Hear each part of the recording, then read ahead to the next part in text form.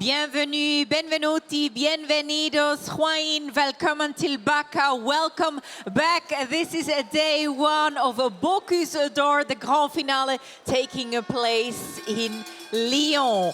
Now, while we had a break, the chefs actually continued preparing in the kitchen, so it's a little time left for them to finish as a tasting is about to start very, very shortly. Now, here in the studio, I'm joined by one of our partners, by Bridor, and actually every morning when I come here, I actually have a croissant that Bridor provides us, so thank you very much for that. I'm joined by Blandine Daugenet, now Marketing Director of Bridor for EMEA. Hello. Hello, good morning, Tanya. Hello. Now, Bridor works a lot with chefs, so talk us through about some of these collaborations. That's true that the story between Bridor and the chef is in the beginning. We are a company of bakery, bread, Viennese pastry on a premium positioning. And the story with the chef started with Gaston Lenôtre, so about more than 25 years ago. And we still continue with Maison Lenôtre, and we have also collaboration with other chefs. And for us, it's very important because it's the legitimacy of the brand. It means that our products are qualitative enough to be approved by the chef. Absolutely. So how do I need to picture this? As I understand, you also have like special collections that you launch with these chefs. Yeah. Completely. We have a collection of bread and Viennese with Lenôtre, which is called Une recette Lenôtre professionnelle. We have also a wide collection of bread with Meilleur ouvrier de France, Frédéric Lalosse. And more recently, we started a collaboration with Pierre Hermé, Paris, and we have different products, and we were very proud with the Pastry World Cup to have our products revealed at this contest, and we enjoy the Syrah to launch new products, so we have new innovation in this range. Very nice, absolutely. So Pierre Hermé, you mentioned, of course, the last 2 days we had the Pastry World Cup where he's the president. So you have a collection with him launching your products here as well. I already had a look at your booth. I already took some bread with me in the end of the day for my dinner. Now you also have a club and organize an internal competition for bakers. What exactly do they need to create there? Yes, the purpose of Bridor is to share the bakery cultures of the world. So to bake this live, we have a lot of bakers all around the world. So I decided to create an internal group, a community, which is called BBCC, Bridor Bakery Cultures Club. And we share a lot with them. And each year, this year it was the fourth one, we created a contest. So it's an internal contest, but we have a professional jury with a lot of very well-known chefs, and they came and they evaluate our chef. So this is the award for our internal chef to have a geek answer saying if the recipe is good or not. So it's a very nice contest, and thanks to that, we develop recipes, and so it's inspiration for our clients as well. Okay, so you launch these recipes and you can inspire clients. Where do they find these recipes? Online or? Online, we have a website with more than 150 recipes. And this year we develop new content, user guides with recipe. For instance, one on the croissant. Because with a croissant you can do so many things. There is a lot of creativity, and it's very trendy on Instagram. And the consumers want this. So we develop a lot to inspire them, to help them, because some need inspiration, and we propose products, but also inspiration. What is your favorite croissant, if you mentioned that there's so many different ways? I think the one I like is the croissant cube, because it's inside you have a filling. You can have chocolate or other filling, and you have a topping on the top. The shape is very amazing. It doesn't look like a croissant, but it's very indulgent. Very nice. Well, I have not yet had a dessert, so I might take one of these. Well, thank you very much, Blandine Daugenay, for being here and for supporting the competition Bocuse d'Or. Thank you very much. Thank you, Tanya. Thank you very much. And before we continue, let's take a quick ad break. Bridor has always endeavoured to make premium bread and Viennese pastries available to everyone. Supported by chefs all around the globe, it developed its handcrafted products industrial management philosophy by opening up to all the bakery cultures of the world. Bridor would be nothing without the passion of the women and men who work to meet its customers' demands, thanks to high-performance industrial tools in phase with environmental challenges. And we're ready to start the tasting very, very soon. But before that, we of course need to call in the judges, the jury. And for that, I need to hand it over back to our MCs on the floor, Angela May and Vincent Ferniaud. Thank you so much, Tanya. Yes, so we are back from that short break, and the audience has kind of cooled down a little bit. Yeah, it feels sleepy here, yeah, you the know? energy's getting a little bit weird in here, but we know that there's going to be a few things that are coming up for the afternoon. So basically, the moments that you guys have been waiting for, you in the audience watching from around the world, and all of you that are here as well, that have brought all of your flags, your noisemakers. But we're not very worried, are we, Angela? As They we brought know, symbols over here for Team USA. we know what UK is capable of. We know what Sweden is capable of. You know what? They are ready to rumble. Maybe they wait until tomorrow, but they will start today because they need it. You know, it's part of their blood, you know.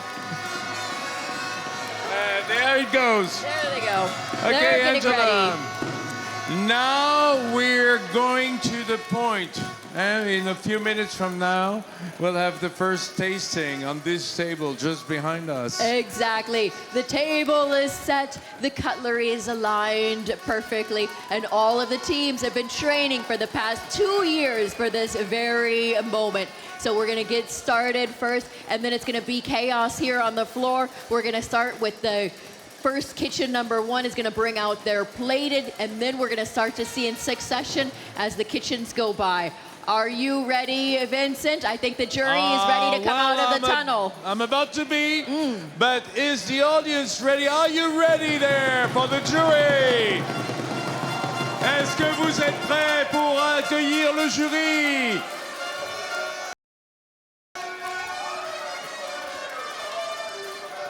Alors on y va, let's go, starting with French le Romuald Pasnet pour la France.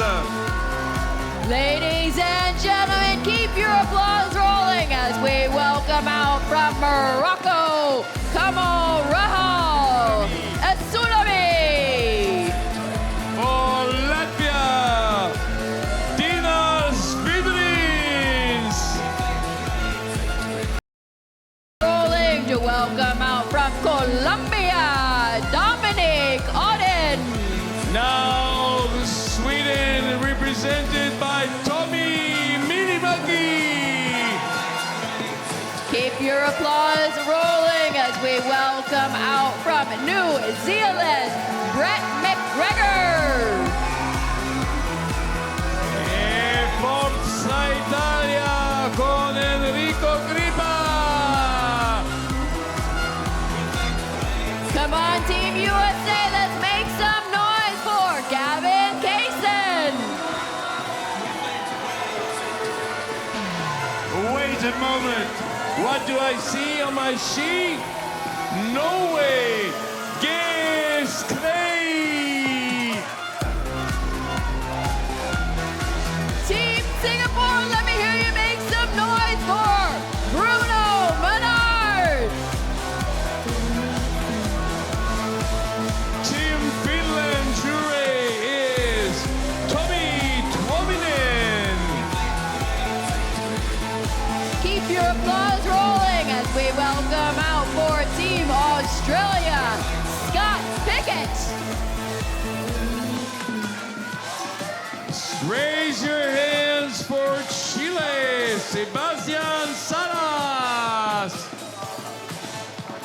Keep your applause rolling as we welcome out for Team Japan, Kenichiro Kekia.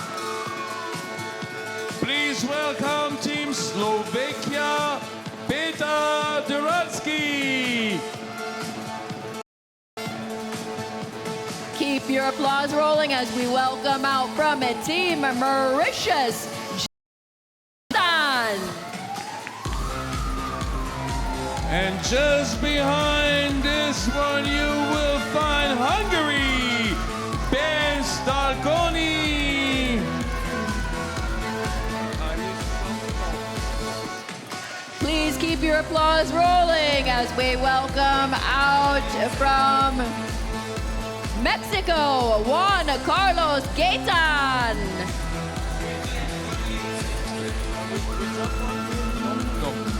Are you ready, UK? Please welcome Claire Smith. Keep your applause rolling for Canada, Alex Chen. And now for Denmark, Francis Cardinal.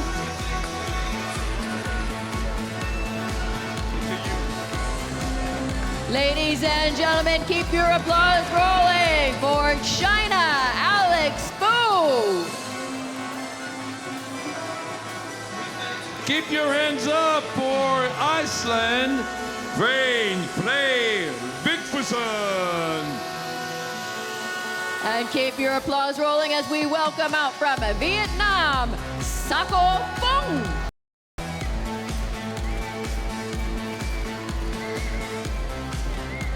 And now, ladies and gentlemen, I would like you to stand up to acclaim the president of the tasting jury and former winner of this Bocuse d'Or, Brian Mark Hudson.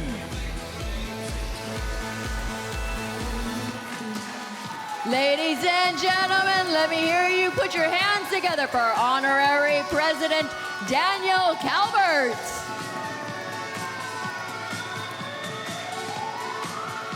And the last but certainly not the least, President of the contest, Monsieur Jérôme Bocuse.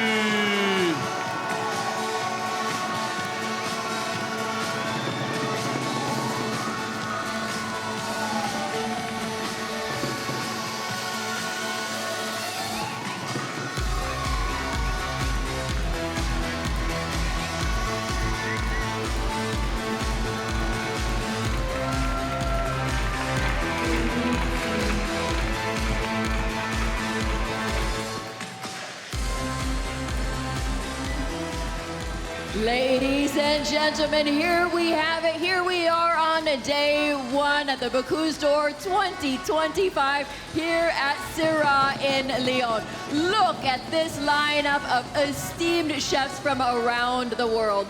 Now, this team of beautiful chefs has an incredible job ahead of them. They're going to go ahead and you may sit down, please. Go ahead and take your seats. Please, ladies and gentlemen, take your seats. So they're going to go ahead and start opening up their iPads and getting.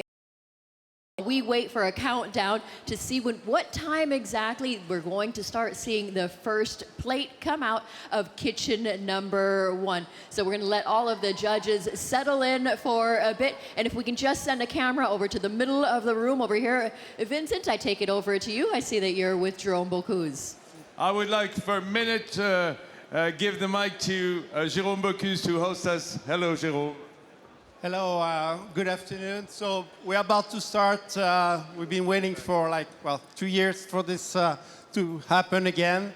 So first of all, I would like to congratulate all the team that the last 24 to the final in Lyon. And I would like to say a big thank you for all you, of the fans, of the supporters coming from all over the world to support your teams, your country, and the Bocuse d'Or. Big thank you. Thank you, Jérôme. And the Jérôme, the last question before you go into your tasting jury. The most important, are you hungry? I guess so. We're gonna have to be hungry, so can't wait. Thank you, Thank you. Jérôme.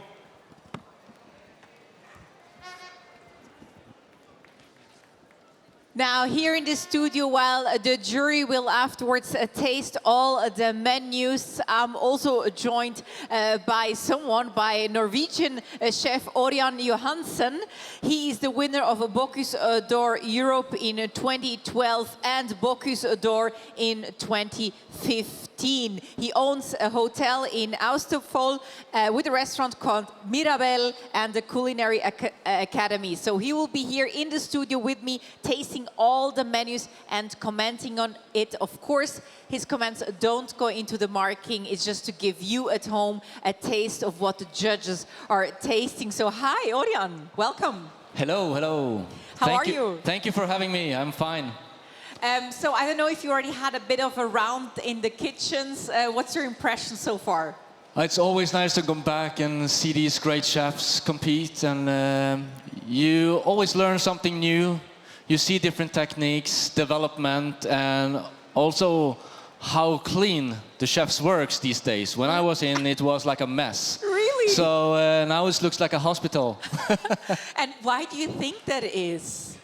I think it's the future of the kitchens. I think it's the future of the competition, the sustainability, the waste criteria, and also the tasks that gives an opportunity to be new, I would say. Yeah. How does it look in your kitchen right now? Is it still such a mess?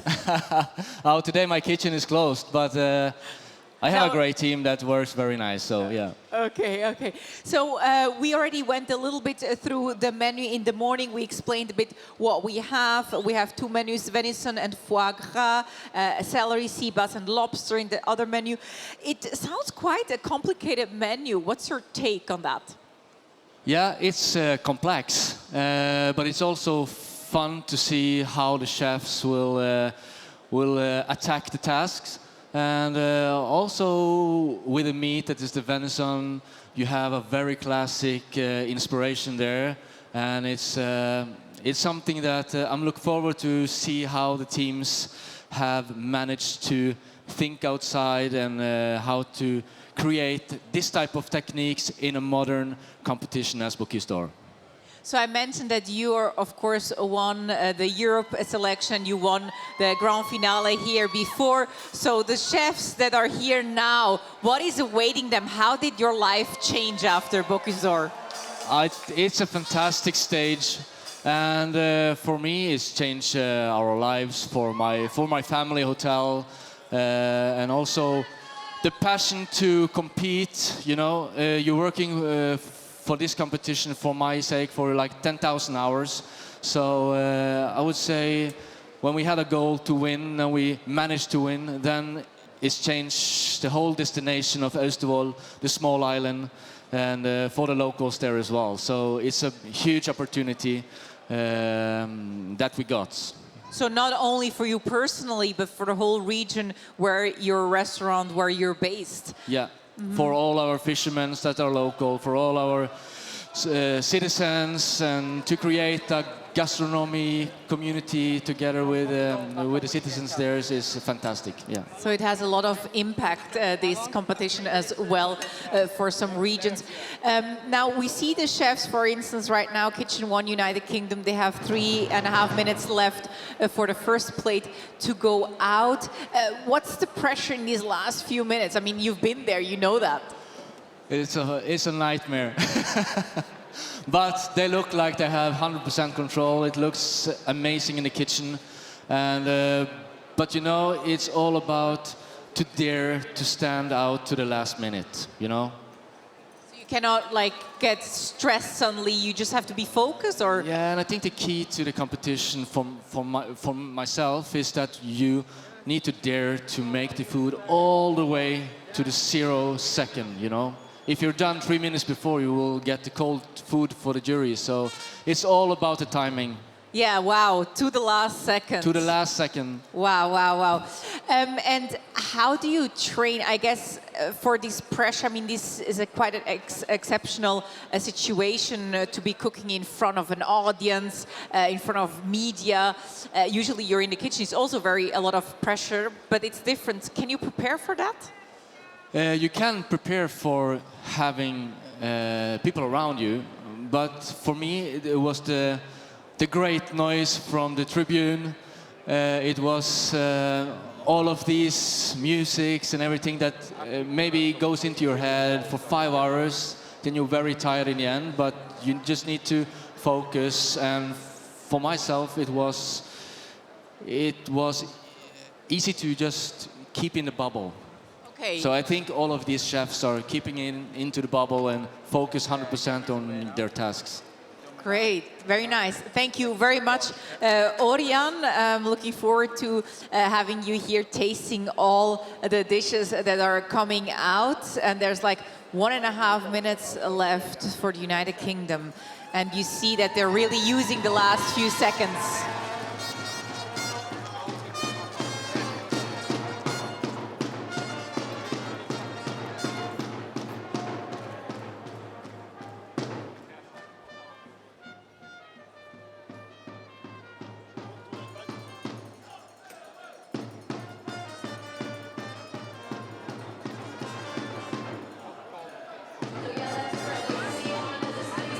There is a countdown, so the audience can also see how much time and how much pressure this candidate is going through. So here we are at day 1, kitchen number 1. This is Team UK, and this is candidate Tom Phillips. We're waiting for the first plate to come out of kitchen number 1 here at day 1.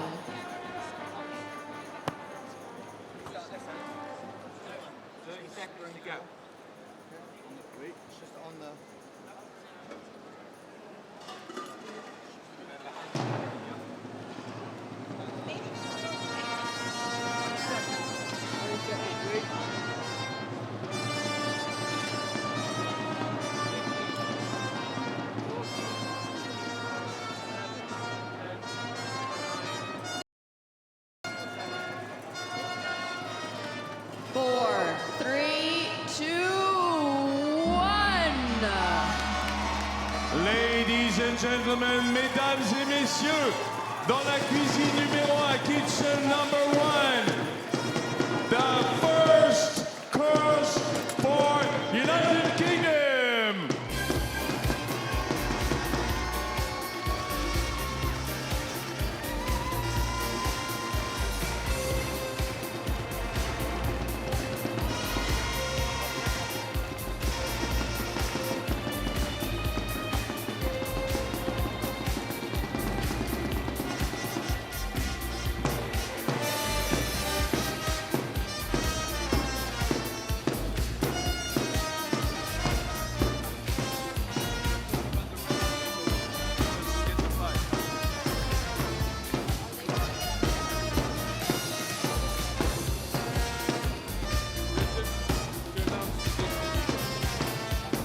So ladies and gentlemen, what you're looking at, which is quite different this year, is you're looking at a platter that's being walked through the room. So this year, when they present their first plate, they're actually presenting a platter first to the judges to view. So then they're going to bring this platter in front of all of the judges, and then that's going to go directly back into the kitchens, and they're going to use all of these ingredients that we see here on this platter into the plate that they're making. So this plate that they're making, they had a few ingredients that they were to use, which includes the stone, the lobster. So for the first plate, you're going to incorporate not only these vegetables that we see that are being walked through the room with the platter, but also the stone bass and lobster.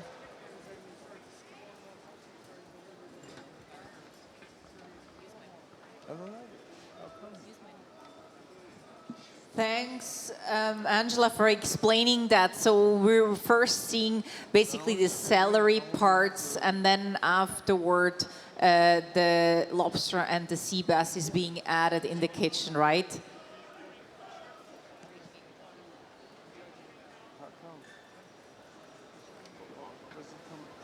Yeah, we can see there in the kitchen they were just preparing the rest. So it's going to be a bit messy maybe afterwards when commenting, because at some point the plates and the platters are going out at the same time. So here in the studio we might be commenting on something that is already has been shown and something else is going out. But we try to make sure that you know where we're at.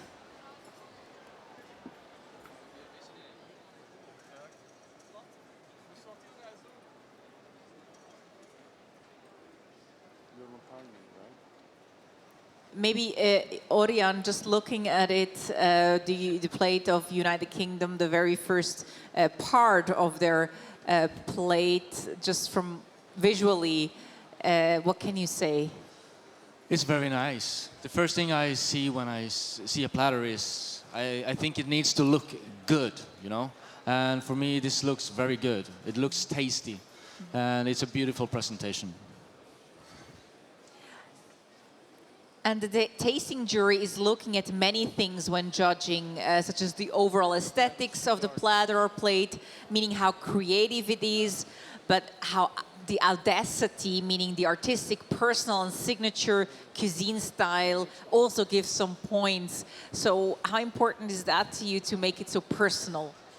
Every point is important, you know. So when you practice for Bocuse, you need to take advantage of all the points. You need to deliver on all the points. So if you have a lot of points, specifics, I think all of the teams take care of that. So it's not only about the taste, it's the visual, it's how you work, it's everything, you know. Yeah, and also the personality of the country and the chef. So and that's the fun of the competition, because you can actually taste during the plate how the chefs are, you know, and that's very fun. So if you're known for a specific thing in the kitchen, you should make sure that you really incorporate everything and not just focus on your strengths, but make sure that all the points are met. Yeah, and especially for teams that you have the geographically originality of the person, of the chef. You can feel that this dish is from Japan or from Singapore, or yes, you know. So it's like authentic.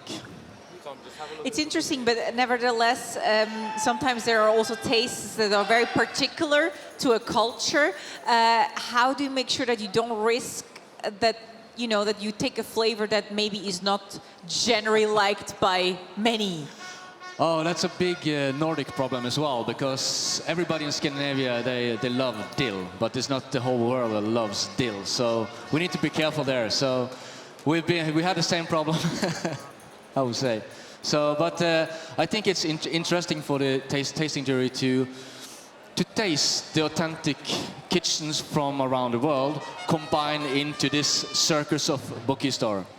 So the tasting jury should also consider, if they don't like dill themselves, they're not going to give a bad marking, because they need to consider that others might like. It's not just, you know, it's not subjective. No, it's not subjective, and it's complex to judge, you know, because you need to also see about techniques, how they made it, you know, respect of the ingredients, materials, everything. So it's like it's a total of how they work, how they present, and how it tastes. So, of course, if it's a specific ingredients you don't like, you just, yeah.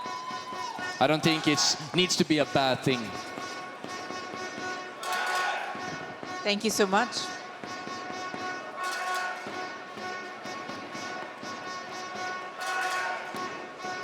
So what we're looking at now in the screens is the judges are eagerly awaiting to be presented their first plate of the day from kitchen number 1.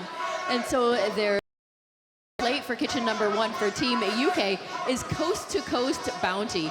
And so they're highlighting the stone bass with the Brittany lobster, which is poached in a brown butter flavored with the spice of angels. So I don't know if that spice of angels is something that's specific to the UK, and lemon thyme. And so they have also made a celeriac en croûte, which they've baked in a salt crust with the black water from Essex, England. And of course, they've encased that in a short crust pastry with a sweet chestnut stuffing. The sauces, they have a lobster sabayon aerated with Clarence Court, Beaufort brown hen eggs, Fen Farm, which must be also local produce from them that I haven't heard of. And they're going to present their interpretation of an East Coast American lobster roll. Me imagined, oops. And due to the, Fen Farm brown butter sauce infused with kelp. So they had mentioned this previously, that they had all of this kelp and seaweed that they had brought with them. And that is the Team UK with the candidate Tom Phillips.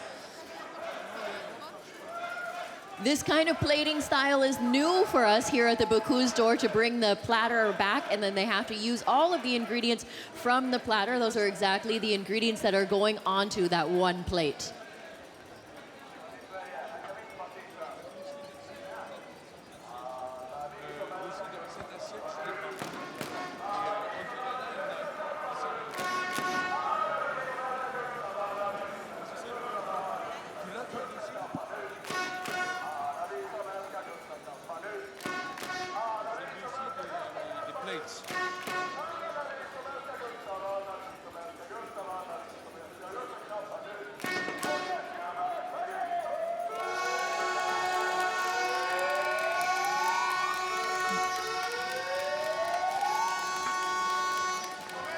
So Orion just had a look at the recipe as well, the first recipe by the UK that is going out soon. So Orion, what stands out? It looks amazing in the scripts here with the pictures. So it's, you know, I think Phillips, he highlighted the English kitchen. So you have like Brittany lobster, poached in aromatic brown butter. That is a classic techniques. And you have celeriac, like an entrecôte with Malden salt. And of course, I love horseradish, and he put that in his dish. So I'm looking forward to taste. Very nice. Thank you so much.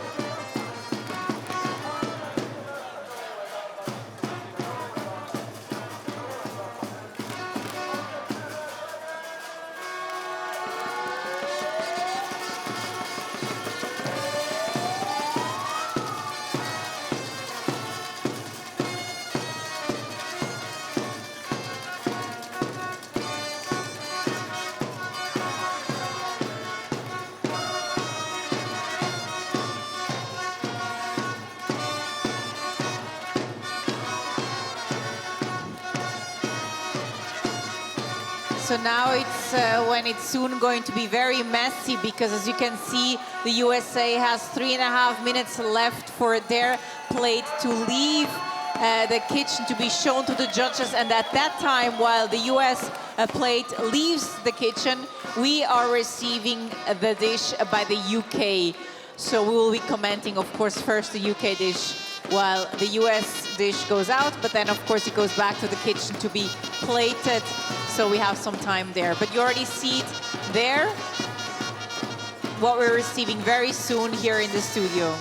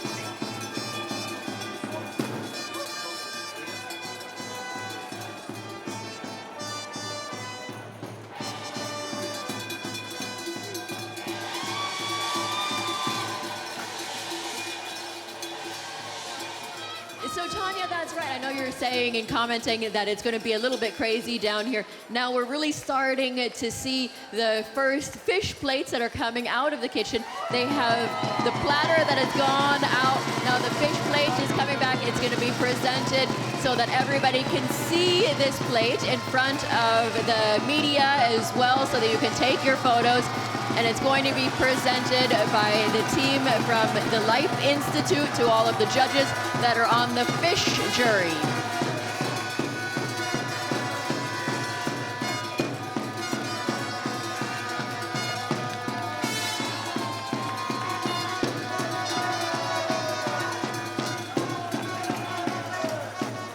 And as you can see on the clocks, there's only 38 seconds until we start to see the first platter, which is the fish platter, which is actually the plate tasting for kitchen number 2, which is Team USA. So there's going to be quite a lot happening here on the floor throughout the afternoon. And so we'll try as hard as we can to make sure what's corresponding on the screens is what's corresponding to what we're speaking about at that point. We'll try.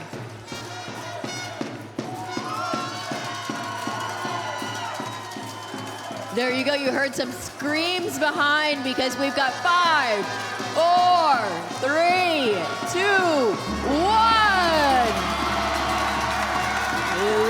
Look at this coming out of kitchen number 2 for Team USA. Le box numéro 2, les États-Unis, box number 2 USA. Just coming out right now.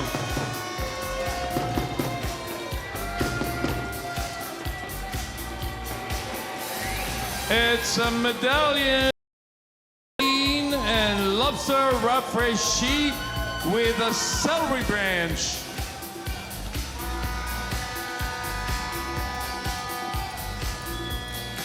It's an interpretation of East Coast American lobster roll.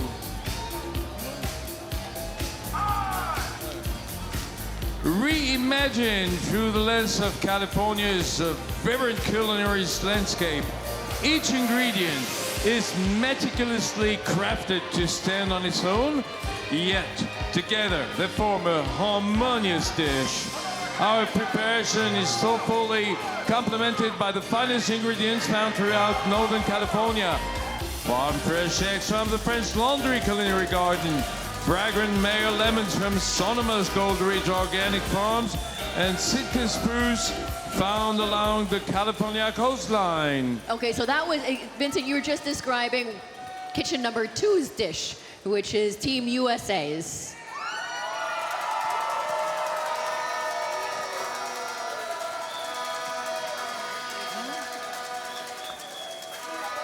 So while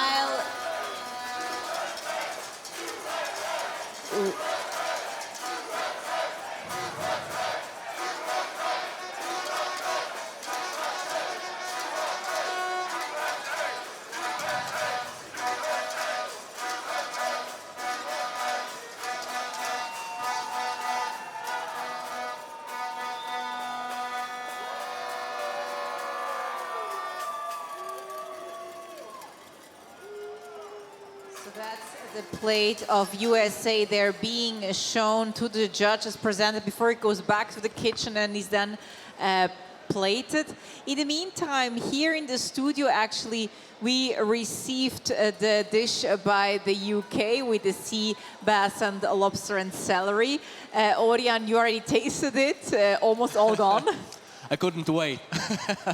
Please. But at the same time, it's important to eat when it's hot. Absolutely. But you see, it's a delicate stone bass, perfectly prepared with these lobsters poached in the butter. You can really feel the taste. I also love the tart that is here with this soft tart, like a gel of celery, with its walnuts and the celery as well. So it reminds me back for a perfect Waldorf salad. Really? Yeah, and then we have the celery that is highlighting as well, with the saltiness from the celery and the sweetness from the chestnut. So, and not at least the sabayon, the sauces, the 2 sauces there. It's a very good start, I would say. Very nice, very good start with the United Kingdom there. Thank you so much, Orion. How do you prepare sea bass? Like, is it a fish that you use it often? Not so often. We don't have a lot of sea bass in Norway. But normally the skin is quite nice. But it's not so easy to do in Bocuse store. Yeah. But it's a delicate fish that needs attention for the cooking. Yeah. Yeah, we see the plate of the USA is now being brought to the kitchen where it's being plated. And I think now the judges actually will receive, or already tasting the dish by the UK, if I'm not mistaken. What kind of fishes do you like to use the most? We are spoiled in the island, you know. So Yeah. we have everything from cod fishes to flounders, turbo fleton, yes, and everything of the shellfish as well. So it's pick and choose. Yeah, in Norway you're really spoiled with the Yeah. fish. Anything, and what about celery? Do you combine it often with fish? Yeah, celery is an ingredient that you can combine with fish and meats, and also 100% vegetarian if you want as well, because it's a lot of aroma, and it depends how you cooking it. You know, if it's raw, if it's baked, if it's roasted, you have different aspects in the taste, and also for the sugar inside the celery. You know, so you have a lot to play with there. So it's fantastic ingredients to have fun with in a competition. And it's interesting, it's celery, root and the stalks. Yeah. Yeah. And also the leaves and stalks. It gives like the green perspective. It gives you a bomb of power of taste, you know. And it's- vitamins. And vitamins. I don't know if the jury thinks about the vitamins today. No, probably not.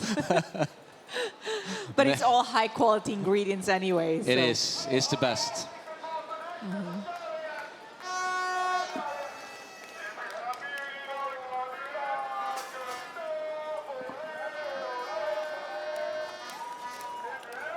Okay, so thanks, Tanya, for this commentary. It's really helpful to have you guys in the studio walking us through some of these dishes. And so you remember that anyone that's in the studio and making their comments, of course, this is just to get everybody that's watching from around the world a little bit of perspective into what they can see on the screens, to get a little inkling of what goes into the dish, and also from a very professional perspective. The judges that are here on the floor, they have a very difficult job of scoring and everything, so those comments that are being done in the TV studio will not impact any of the judges that are here on the floor. Now, what you're looking at on the screens now, the team, they are walking Team USA's vegetables that are going to be put together on their fish plate from the photography studio direction. So you'll notice that there's a bit of a difference this year, that we have this vegetable platter that goes back directly into the kitchens where the chefs then replate every fish plates, unlike the meat platters, which are then plated together with the team that's behind this and the organizing committee together for each and every one of the judges. So there's quite a bit of back and forth that's going to be happening. And so what we'll still see is that we're going to get a countdown for kitchen number 3, and at the same time you're going to see kitchen number 2 working very, very hard in order to get their fish plate out on time and of course at the right temperature to all of the judges.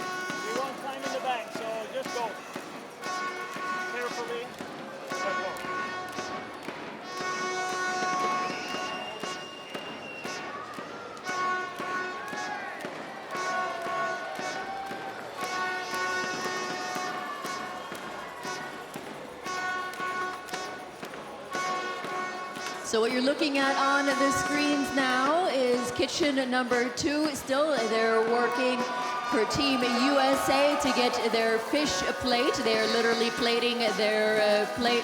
You can see that beauty dish there on the screens. And of course, this is a female chef candidate for USA, Stephanie De Palma, was just checking in with the team president. This is the 3rd female to compete for Team USA in the history that they've been competing here together at Bocuse d'Or.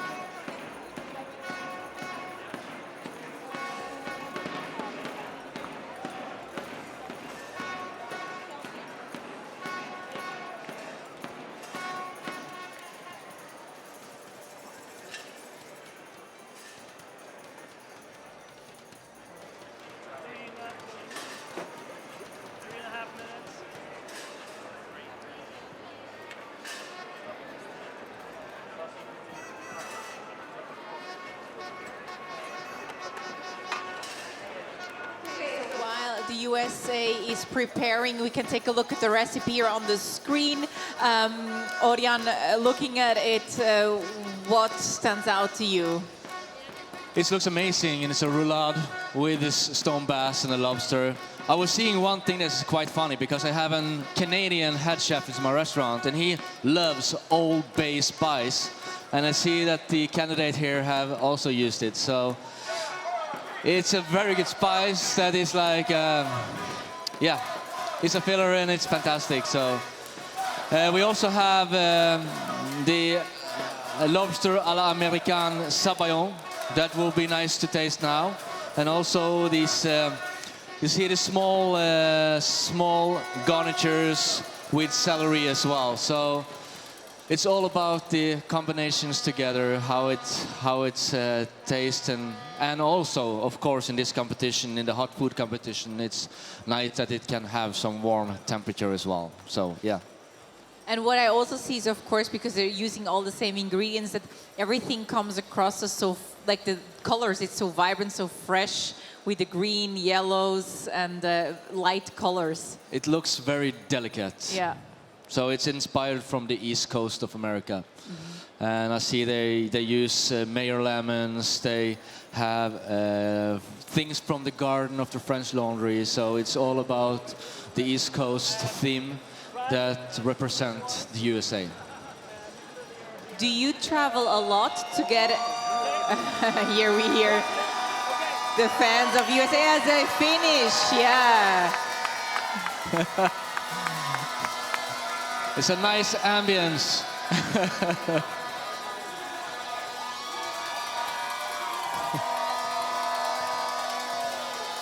They finished plating the plate. High five to everyone. And yeah, of course, the fans are happy. Exciting to see the dish to come out here as it's going to be out to the judges very, very soon. One of the dishes is going to the photo studio where pictures are being taken. And of course, here in the TV studio, we will also receive a dish to try. The American plate is now being served to the jury.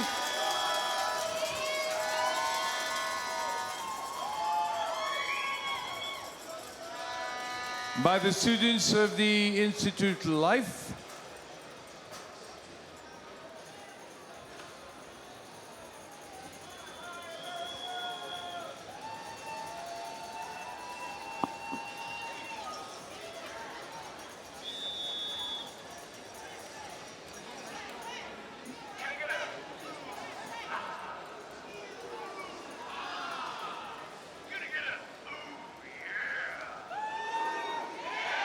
If you wonder about who those students are, they're coming from the Institute Life.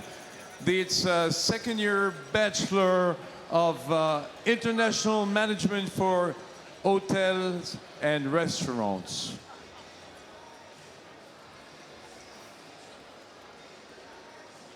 So there you have on the screens, you're looking at that East Coast, West Coast plate there for kitchen number 2 for Team USA. So as the studio was speaking about it earlier, this is the reinterpretation of a lobster roll, but done with a very California slant, as they took quite a few eggs and some ingredients from the French Laundry Garden, their culinary garden, and also Mayor lemons from Sonoma's Gold Ridge Organic Farms. So they brought with them quite a nice lineup of produce, and that area of California is very well known for its produce and its beautiful farmers as well. Maybe some people in the audience may be astonished by the fact that half of the jury doesn't eat. We should explain that, shouldn't we? Yes, of course. Yeah, as you see, the jury members that are on the right hand or the left hand side of the jury for you, they are the jury members that will also have plenty to eat. Don't worry, at Bocuse, we want to make sure that nobody leaves here hungry except us.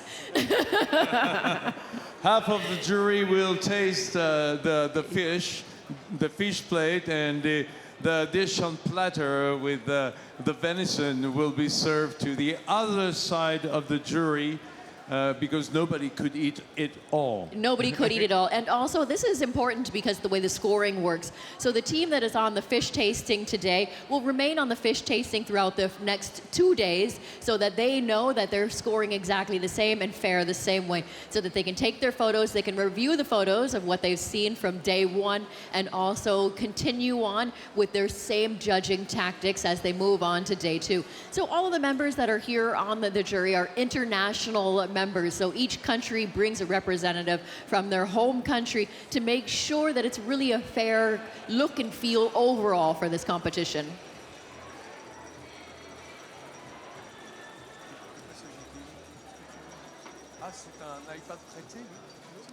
Thanks so much, Angela. Good to know that we have different juries for each theme. Now, just a quick information. Morocco would have been next with their plate, but there's a small problem, and therefore Morocco will leave the kitchen with their plate later, at the very end, after Singapore. So after the US, we'll continue with New Zealand. But now here in the studio, we already got the dish as well from the USA. Orion already digged in, and I think you're ready to comment on that one. Yeah, it's a balanced dish, I would say. It looks amazing, and you have this roll with the fish and the lobster going hand in hand. Small touches of lemon verbena here. It's the spice, it's the fatty sauce, it's this light oils that just combines the garden together with these small hints of tomato here and there. So yeah, a stunning dish. When you receive the dish and see all these different elements, where do you start? Like, is there you have a structure, or you just go for it? I'm not so fan of taking things apart, so I will eat it as I would eat it in a restaurant. Just because I think the chef have a meaning with a dish that you need to combine together with things, you know, sauce with fish, with a garniture. You have acid there, but you have sweetness there. So I think it's important for me to taste together, that you can have a full perspective of the dish. So you make sure that you have a bit of everything in one bite? Yeah, and if I need to taste one more time just on the single garnish, I can do that. Absolutely. Very nice. Yeah, so that's the dish by the USA that was tried here by Orion Johansen, a Norwegian chef.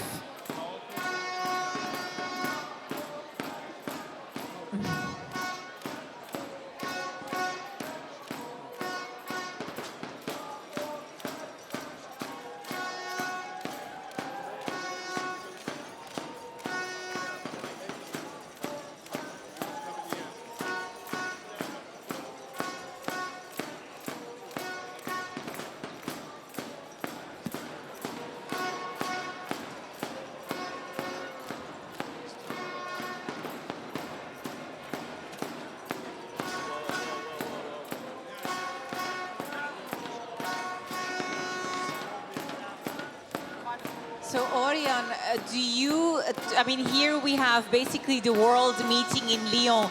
Do you travel a lot to get, you know, different inspirations for your dishes? Very much. You know, I think for my kitchen it's all about travels and meeting new chefs and their kitchens and be inspired about the world, you know. And our concepts in our restaurant is like protein surrounded by the island, but inspired from the international taste of our travels. So we have a dish that is called Welcome to Mauritius, because we've been there many times to inspire local chefs, and I think it's an honor to put like a dish inspired from these flavors onto my menu. So it's fun to work like that, and we can feel the chemistry and the authentic things directly from the islands, to use the curry leaves, you know, and yeah. It's actually nice from the Mauritius, from an island to another island in Norway. And you're also giving the opportunity to the local people that maybe might not travel there to travel through the cuisine. Yeah, travel to the cuisines. Like if you are in New Zealand, or if you are in Mauritius, or if you are in Singapore, or in Asia, or in the US, it's like, it's different kitchens all over, and it's always fun to meet new ingredients and new techniques. And I mentioned that you have a culinary academy. You have a culinary academy. Yeah. So tell us, why did you want to establish a school? Why was that important to you to transmit that knowledge? I think it's important to for us to have. We have a lot of apprentices as well that we use in the academy. We have also students coming to learn. But also business groups that want to have like workshop or to find new products, and yeah, we do a lot. So it's not only the school; it's to have fun with food in the culinary world. So I can imagine maybe if there's like a company or a business people coming, that maybe there's people that have nothing to do with cooking. No. So it's to also go beyond their comfort zone, or how do you experience that? Yeah, it's fantastic, because we can make a small chef's competition for them for 1 hour that they need to gather in teams, and it's very competitive, you know, and everybody that they don't think they want to cook, but then suddenly they've been dragged into a small competition, and it works. They're very eager, and they have a fun time with food, and I think that's the most fun for the Culinary Institute, for the Culinary Academy, is that we combine people together. Yeah. Very nice.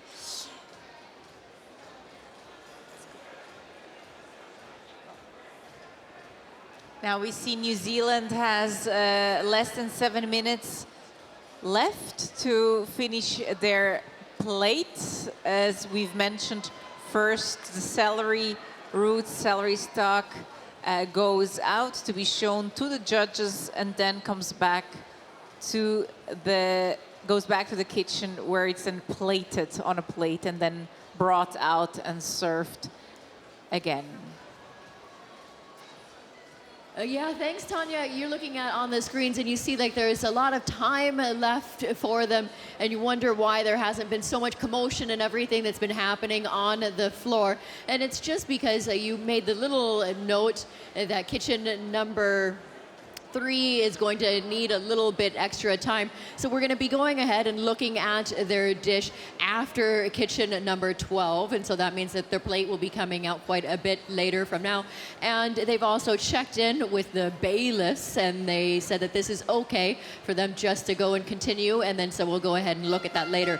So now we still have 5 more minutes before we see anything coming out of the next kitchen, which is kitchen number 4 for Team New Zealand, which allows actually people that are on the fish jury to have a little bit of time to review the first two dishes that they've seen, adjust themselves, get a little bit of fresh air for a bit before they get back to being fed forcibly with these beautiful plates. Thank you, Angela. Now, we are focusing on the images a lot on the kitchens, but tell me, what else is happening there on the floor around the kitchens? Who is watching? Who is walking by? Can you give us a bit of a sense of what is happening around you? I'm walking by Vincent right now. Does this help a whole lot? But usually I'm walking by Vincent. Maybe you can tell Tanya what's happening in my head, or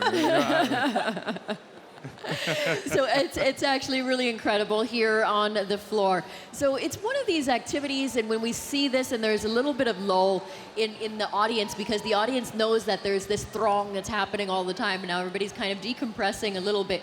But what it is the kitchen jury is going around looking inside each of the kitchens. And so the jury is very important. They're looking at the way the teams have been working, the very specific techniques that they're using, if there's any wastage, what they're doing behind, what kind of equipment that they're using, because all of the teams are provided the same exact equipment in each of the kitchens in the same exact size, but they're allowed to bring certain things from their home countries with them. and the attention that's paid to the slightest little move in every box, nothing they will lose of what's happening every day. Yes, I mean, exactly. the 2 days, not yesterday, today and tomorrow. I was thinking about the fact that when there's a rhythm, like this competition goes, you know, this break is very strange Yes. to anybody. Yes, exactly. It's like something like it's like a heart choke.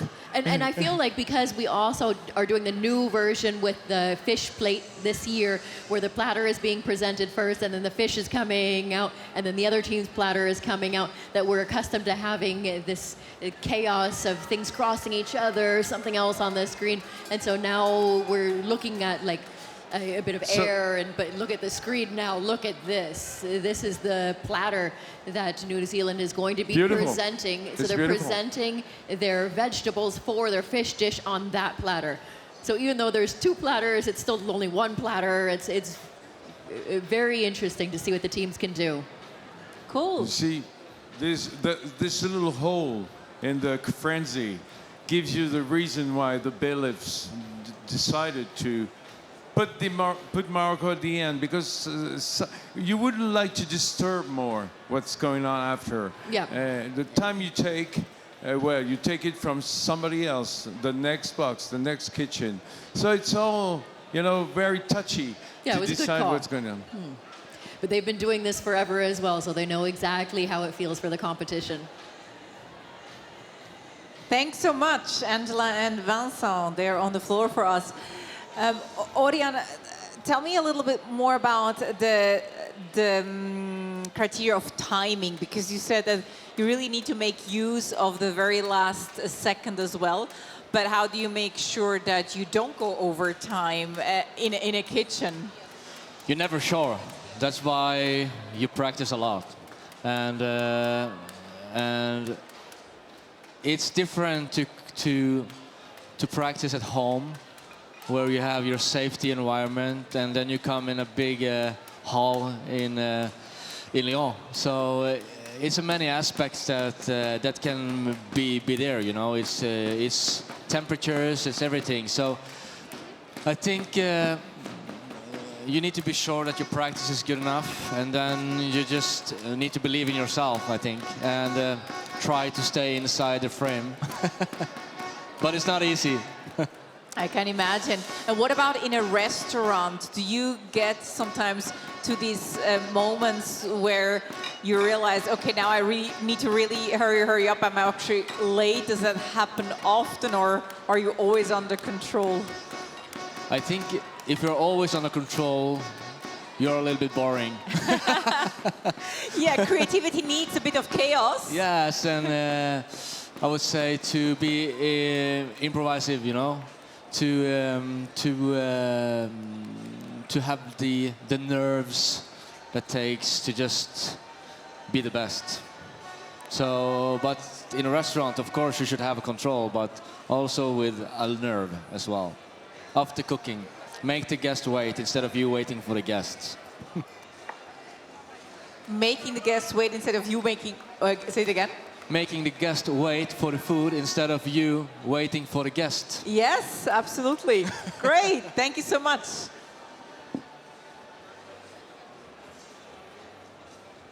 Three, two, one, and there we have it from kitchen number 4 for Team New Zealand.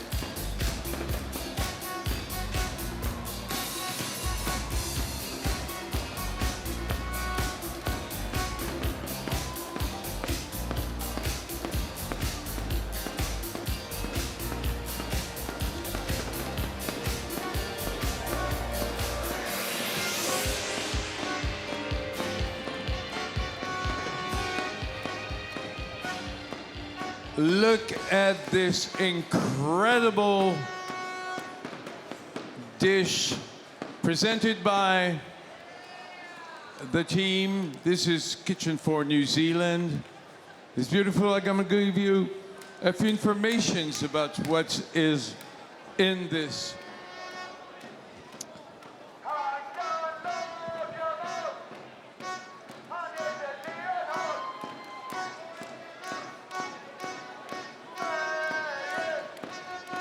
So while New Zealand's plate is being presented to the jury before it goes back to the kitchen, we have about 3 minutes left for the platter of the UK to go out. So we go back to kitchen number 1 in about 3 minutes as their platter is then leaving the kitchen. So now it starts to get even... Actually, now it starts to get messy. Yes, thank you so much, Tanya, for the heads up. That's really astute. So now, as Vincent was saying, that there was like this weird lull that we couldn't just like put our finger on. We're really going to start seeing the kitchen number 1 platter in 3 minutes time. So here we go. The chaos is going to happen. Vincent, you want to read out what we're looking at here? Wonderful riches of the coast of Aotearoa. Well, I speak for the New Zealanders. Our sunbath is elevated with a roulade and seaweed citrus farce, featuring lobster and Marlborough Sounds wakame, paired with a mint pea verde and oropito celeriac crumb, and finished with pickled New Zealand nasturtium buds. I never ate this. I never tasted nasturtium buds. Do you know them? Oh, yes, of course. We use them quite a bit, but we're a tropical country where I live. Oh, I see. Okay. Then the dish is complemented with a tureen of celeriac and brown butter puree, layered with wangarei, elephant black garlic, and savory pastry. The humble pastry, the humble celery, is transformed into an emerald pendant, oh la la, in the form of a paired with cumin-infused celery, hard compote, and served alongside a Northernland Tabasco celery and tomato relish in a celery leaf tartlet. We honor traditional stone bass harvesting with a fish hook, puree of pumpkin, carrot, and celeriac. The dish is completed with a tamarind lobster and te aro saffron sabayon, and not to me Filipino and New Zealand heritage. Wow, yeah, just by reading that, that's really really It's makes beautiful you... and it sounds like it Yeah. looks. It sounds like something that you want to try. You want to try a lot of these elements and components. That menu reads beautifully. Look at this, Vincent. Look at what's going on now. That's kitchen number 1 that you're looking at on the screens. It's Team UK. They've got 22 seconds left on the clock for their platter. They are hustling like crazy. So down here, start to get insane and look at this platter. You're seeing a lot of similar components as what we saw earlier for the fish dish. 2, 1, here we go. And there we go.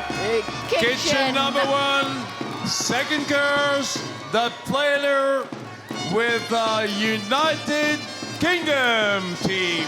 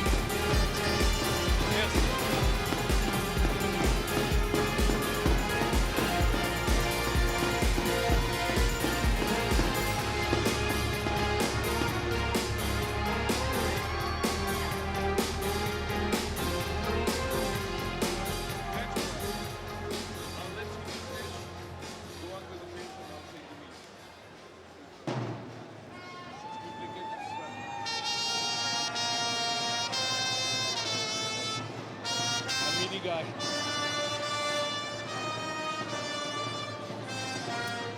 Look at this. Look at this masterpiece that's walking in front of the jurors now.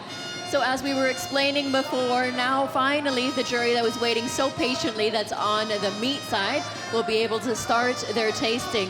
So for those of you that haven't watched Bocuse with us previous years, what you'll see is that this beautiful platter for the venison is going to be walked in front of all of the members of the jury, and then it's going to be taken over to the side where our team of International Organizing Committee will start to cut these platters and prepare that together with the candidate and present those to the judges. So you'll see a lot of different things happening throughout the room at the same time. And we're going to try and continue to feed you the best information possible. And of course, we have Tanya in the studio with her team of experts that are going to be able to give you a better look at what's on the plate as they get to taste everything. Okay, the name of this venison dish is the Forest. Team UK have developed a dish that celebrates traditional British cooking, enhanced with modern techniques. Our dish highlights the bounty of flavors available from celery and celeriac, while showcasing the delights of lobster and stone bass, using incredible products from British Isles. Okay, for the grand finale in Lyon, we have chosen to highlight and showcase traditional flavors and cooking techniques of Great Britain. Wild game plays an important part in British culinary heritage. For this year's platter theme, we have chosen to highlight local products such as red Williams pears, English cherry and wild berries for our national tribute garnish. Venison and pear is a combination steeped in British culinary history. Beautiful, really, really lovely.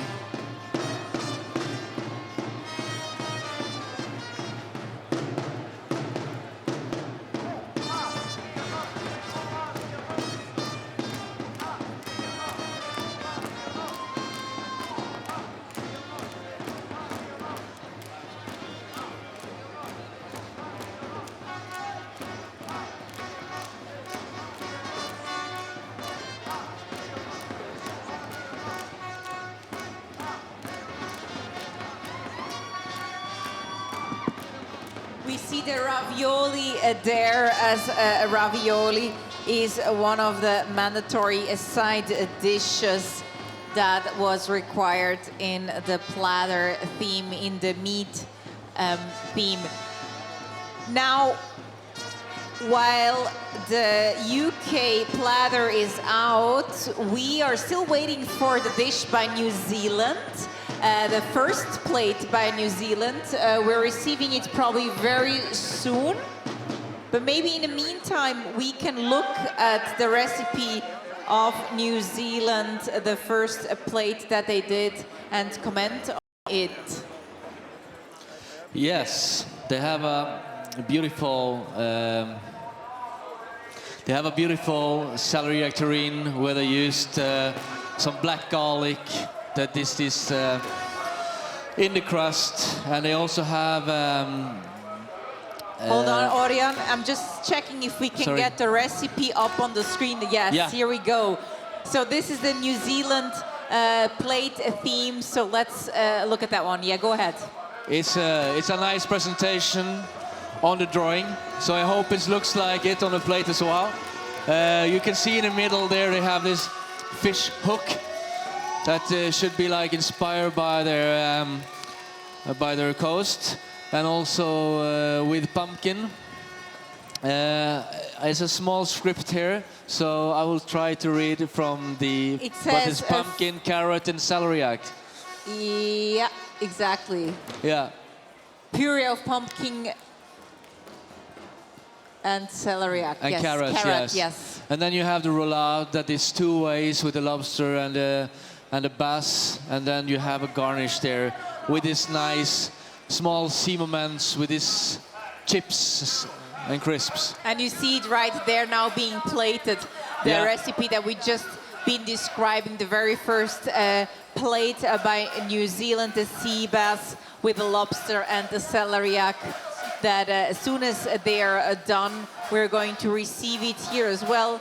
We're going to talk about that, and the dish that you saw before, the platter by the UK with the meat, is still being presented. It's going to take a while until we will talk about that one. Yeah, now the meat is on the carving table, so it depends how fast they are to plate the dishes.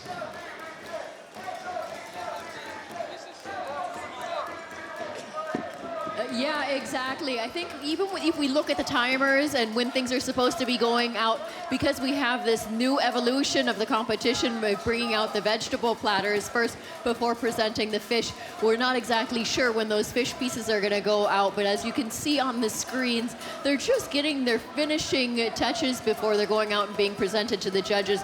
So what we're seeing on the screens there is still Team New Zealand's fish plate.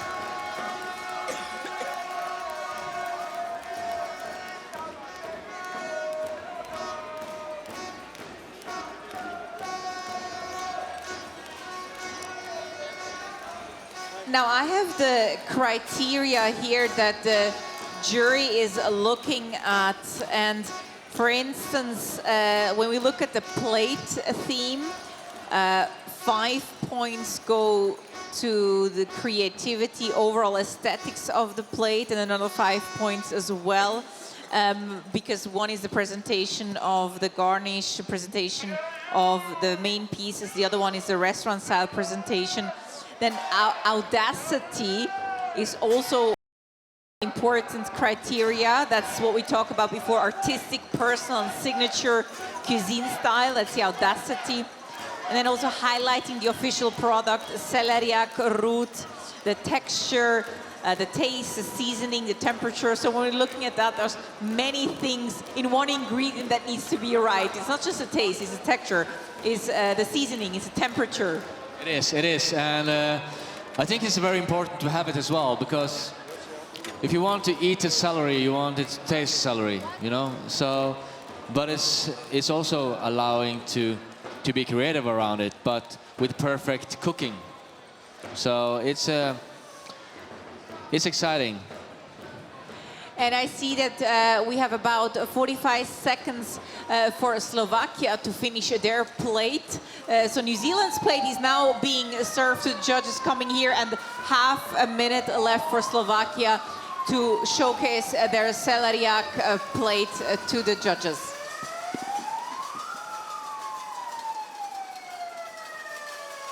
Yes, Tanya, I think that's exactly what's happening down here on the floor. That quite confusingly so, that New Zealand's fish plate is being presented to the judges, and you can just see this beautiful platter that's about to go across. Actually, we're getting a countdown. 4, 3, 2, 1. There we have it. For kitchen number 5 for Team Slovakia, they are bringing out their finished fish plate platter.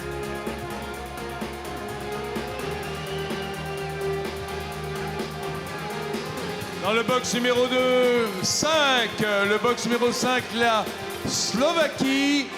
Le plat de poisson, de maigre et de homard. The fish dish of Slovakia.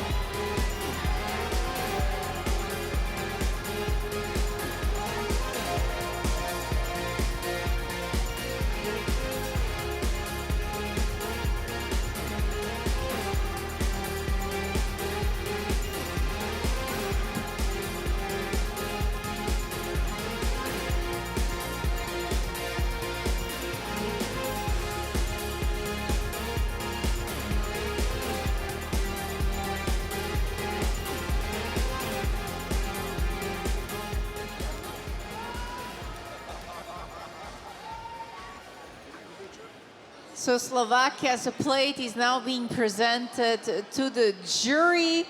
Here in the studio, we received the plate by New Zealand. And you see it there again on the screen. We already commented a little bit on it. Orion is still trying it. So the riches of the coast and what was it? Riches on the coast. Now I lost my my recipe there. Riches of the coast and Aotearoa. Not hard to say. You already described it a little bit now. You had a taste. What's your first impression?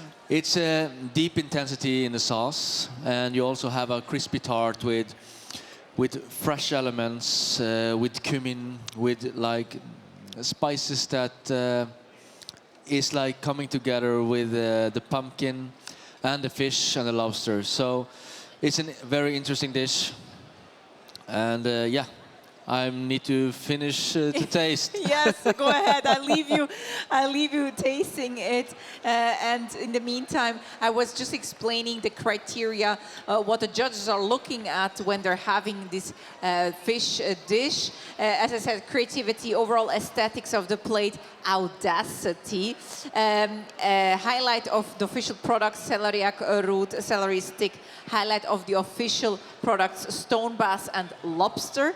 And then also it has to have a mandatory sauce and the overall taste of the dish. So that's what they're looking at. And of course, each element that I just described, like mandatory sauce, the ingredients, they also need to be looked at: the taste, texture, seasoning, and temperature.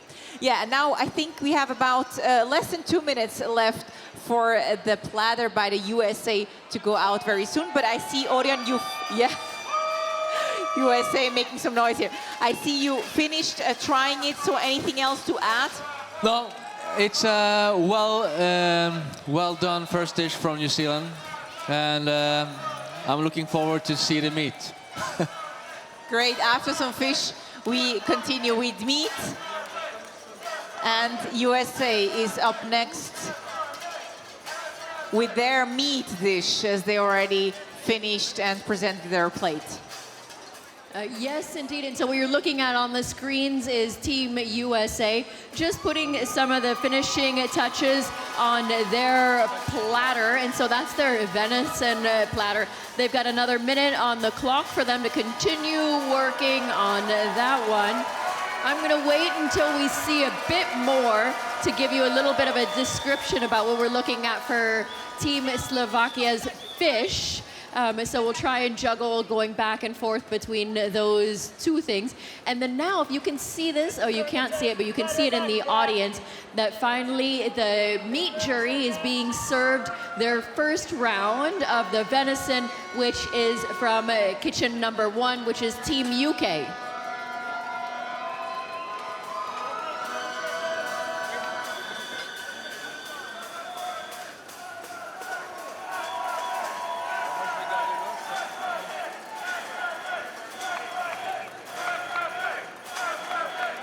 And we can count down for kitchen number 2, 4, 3, 2, 1. And here it goes, kitchen number 2, the venison platter for USA.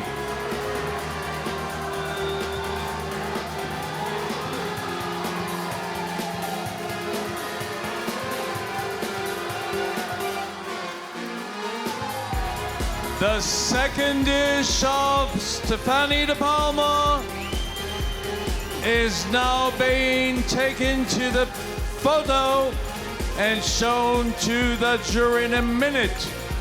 It's just coming out.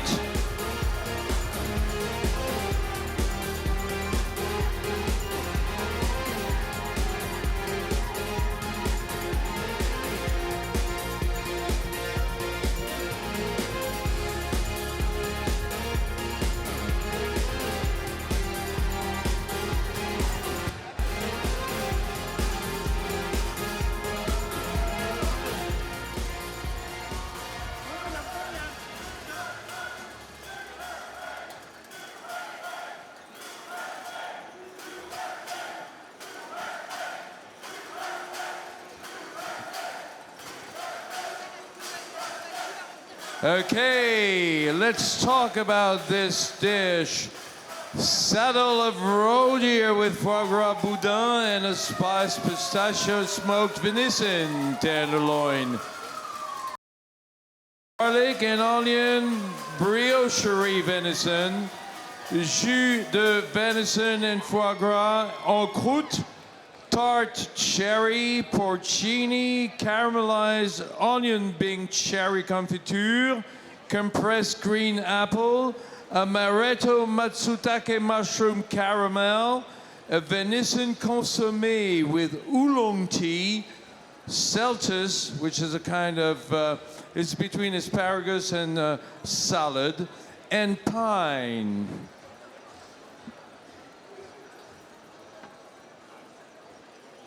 Yeah, Vincent, you actually mentioned the tea, the oolong tea. We heard it Oh before. yes, semi-fermented. Yeah, and it's interesting. So the candidates had to use tea in this dish, and I'm curious to hear if you actually really taste that tea. I'm gonna ask Orion in a bit, but at the meantime, I see that you see. Yeah, now we are here in the studio. So Orion, you just had a taste of the dish by the UK, their platter dish, their meat venison dish. So tell us, did you taste? Yeah, and it's warm. It's and warm. And it's very positive.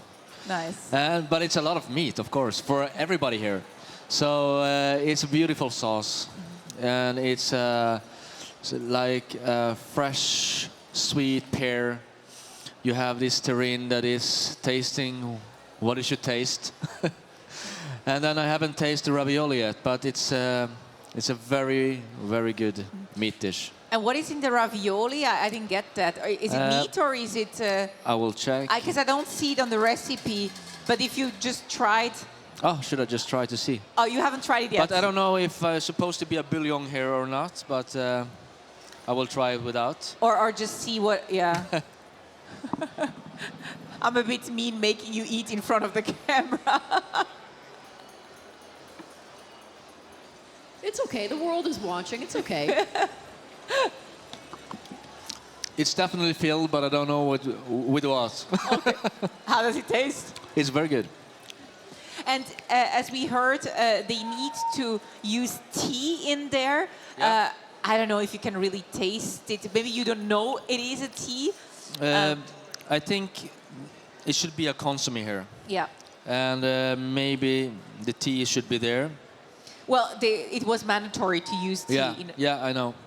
And so I haven't actually seen the tea yet here. Yeah. Yeah. Is that something that you have done before? Have you cooked? Have you used tea in a dish? Yeah, we use tea a lot, especially with oils and stuff in salty sauce, in salty dishes as a spice. Also for desserts, of course, but it's very fun to use tea as a spice because it gives you a lot. For me, it's new to hear that. What kind of tea do you use then? It depends, greens or fruit or black. Yeah. For me, yeah. Okay. So that was the platter by the UK. The forest, that's the name, of course, that makes sense, as that's where you also find these animals, the venison and the deer.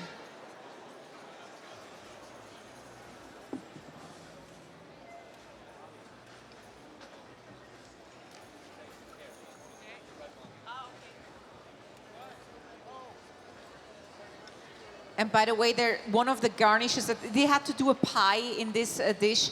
A pie was mandatory, a national tribute, so something that is national, and on the side a consommé that was mandatory. Yeah. So I have everything except the consommé here. So maybe it's only for the jury. The consommé is missing here, so maybe we'll get some. No. No. Okay. So you see the timeline there. You just saw the timeline, how many minutes left for the countries to finish up their plates and platters. Up next, we have China in about 3.5 minutes with their first plate.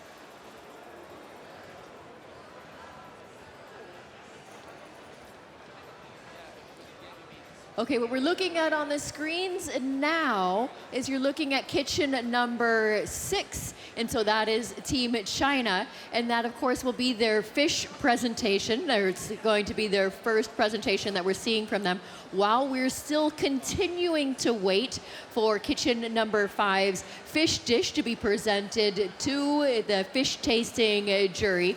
So we see China's making good headway over there. They've got another 2.5 minutes left on the clock, well, approximately, before we see them present those to the members of the jury and to take its beauty photographs.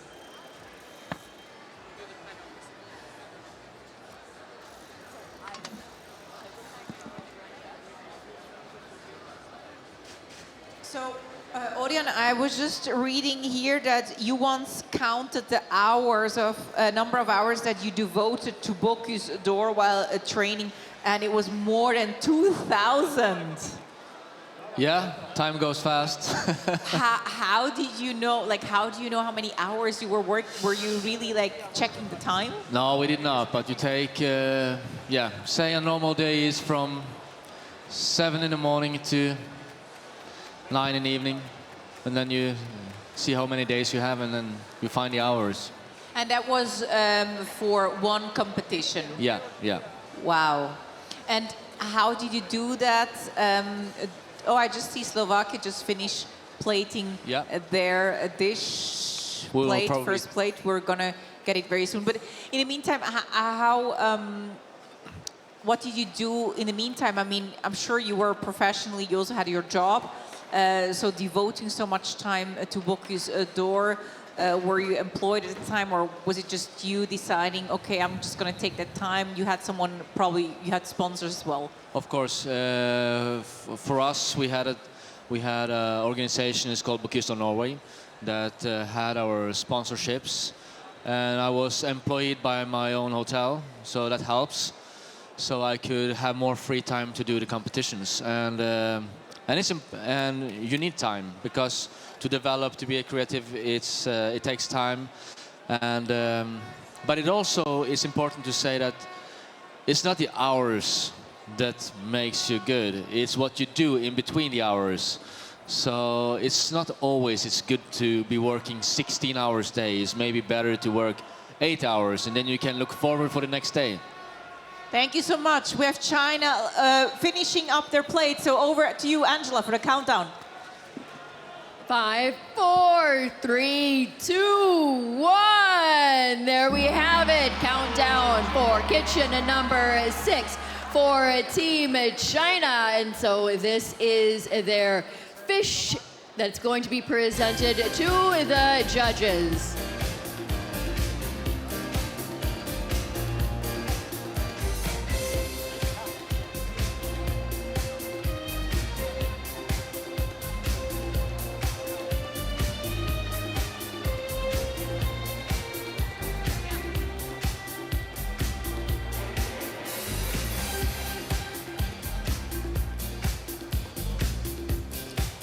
Chinese fish dish being presented to the jury. So while we have it on the screens, I'm going to go ahead and quickly give you guys some information about this dish so we don't get lost in the whole throng of things later on. So what you're looking at for the fish platter that's being presented to the judges, even though this is only their vegetable platter, I'm going to give you the whole breakdown of the dish. You have a stone bass, blue lobster, celeriac tart, celery gnocchi with Hua Diao wine sabayon. Their stone bass is wrapped in a Their stone bass is wrapped in a terrazzo miso toast stuffed with a lobster farci seasoned with dill and chili lime. This has been fried in an infused butter with herbs, garlic to make it crisp.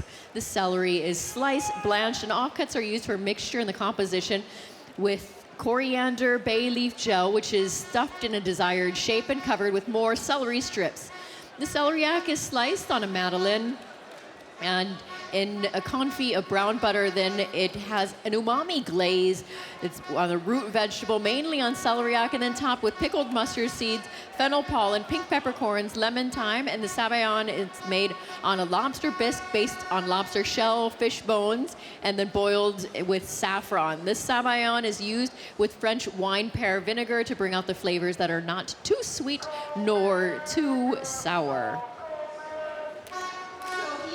Studio, we actually received the first plate of Slovakia, and Orion is like giving it a thumbs up for innovation of flavors. Tell us more. Oh, it's a very nice dish. It's huge. You know, it's a different palette in the same plate. You have a fish with lobster with lime. You have lime leaves. Then you have the celeriac that gives you layer of consistency. And then you have another green celery that gives you punch, acidics, and huge flavors. And then it's the saffron with the sabayon that goes well together. So, and it's warm. Congratulations, Slovakia. Very nice, very nice. Congratulations, Slovakia. Orion liked the dish, the right temperature, the right textures, lots of different flavors. Not too many, just the right amount.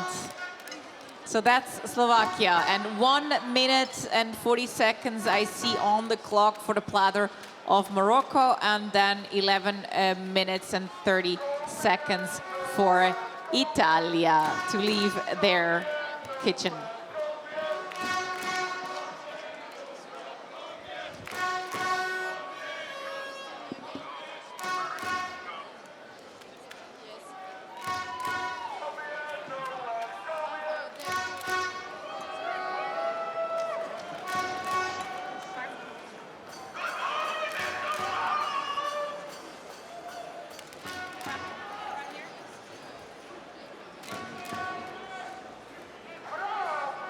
I'm going to make a slight amendment. Just now, we were reading off of a file that had a bit of different information for Team China's fish platter.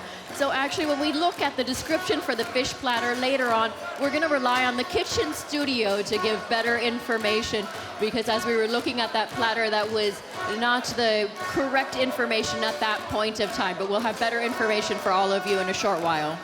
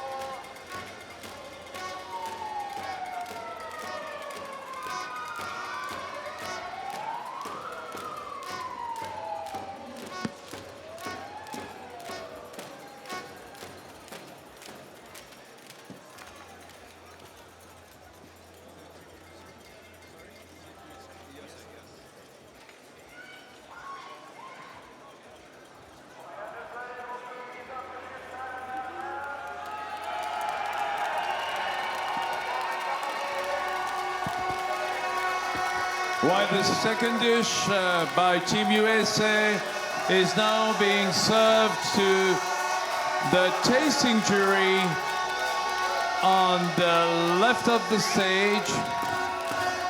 It's just starting this wonderful plate of venison.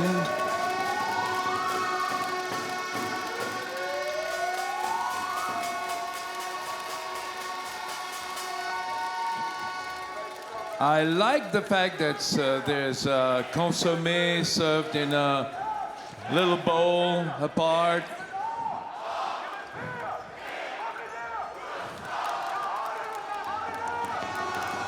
On the side.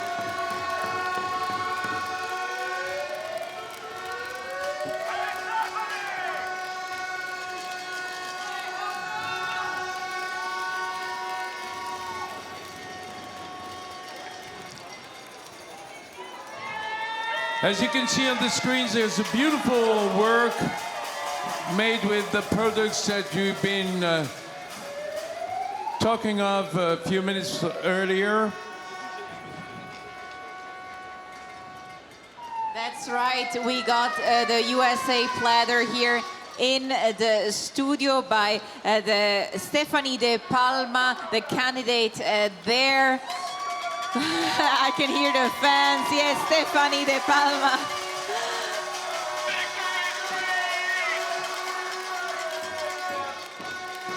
So we just started tasting. I mean, Orion just started with the consommé, so he hasn't tried the meat yet. We're gonna comment on it in a minute. So let's first try it. In the meantime, you see Brian, Mark Hansen there eating, trying as well as honorary President Daniel. They're sharing a dish, as we could see, because they're not taking part in the marking.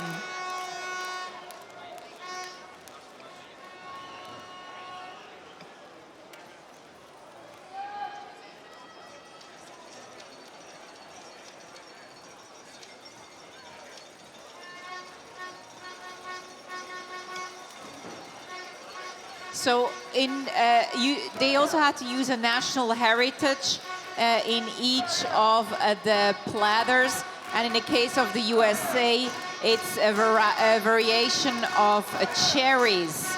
As I say, that's a quintessential American fruit. They prepared it in a way to enhance their natural flavor and beauty, while echoing throughout other elements of the platter. And the phrase "as American as apple pie" is apt, as apples form the base of the garnish with complements of amaretto. So cherries apples amaretto. It's funny when we speak about the personality of the chefs, because this is like going to an American barbecue. Okay, like going to an American barbecue is what you're having. Yeah, it's very nice. It's like smoked, like applewood.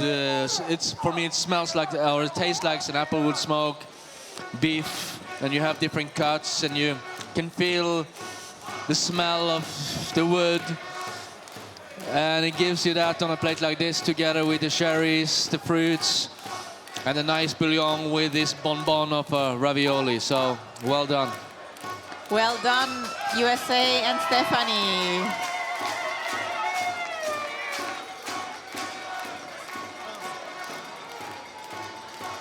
And another bite of that American apple pie and cherries there. That was the platter by the USA. So the USA is finished as well, as like the United Kingdom is done with their plates. Up next we saw China's plate going out.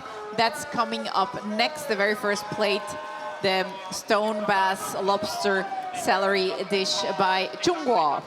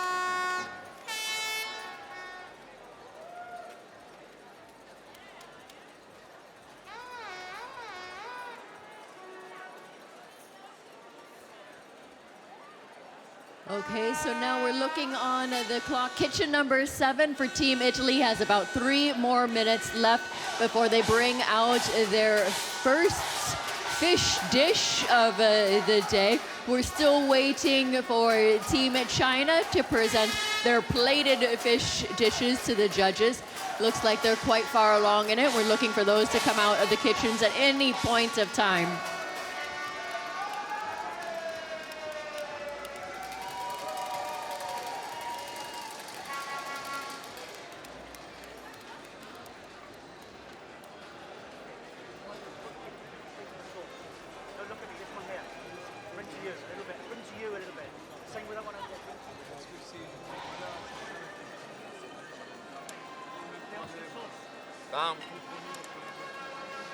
How long, Chef? How long?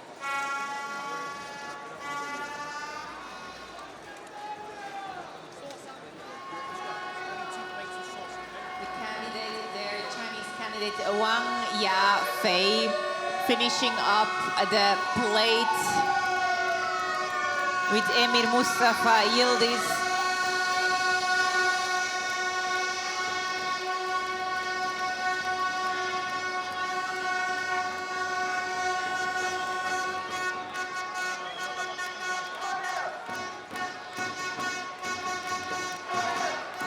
And we see Coach Richard Harold Stewart coaching the team before everything goes out. Davy Tiso there also in the kitchen, and hands off. We can see they're done. Their plate is going out to the judges.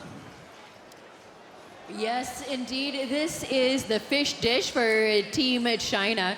And so what you're looking at on this dish is the roulade of stone bass with blue lobster, seaweed, and fish floss.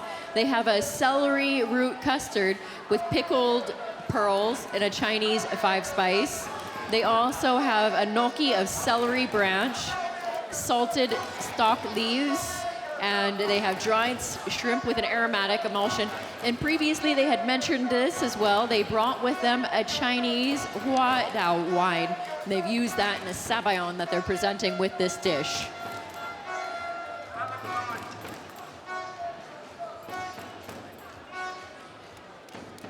And Italy has 30 seconds to finish their plate, the celeriac root and stalks that are going to be presented to the judges.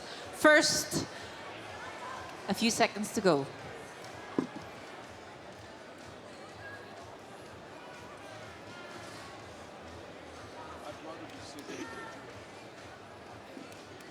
Five, 4, 3, 2, 1. 0. Kitchen number 7. La cucina italiana.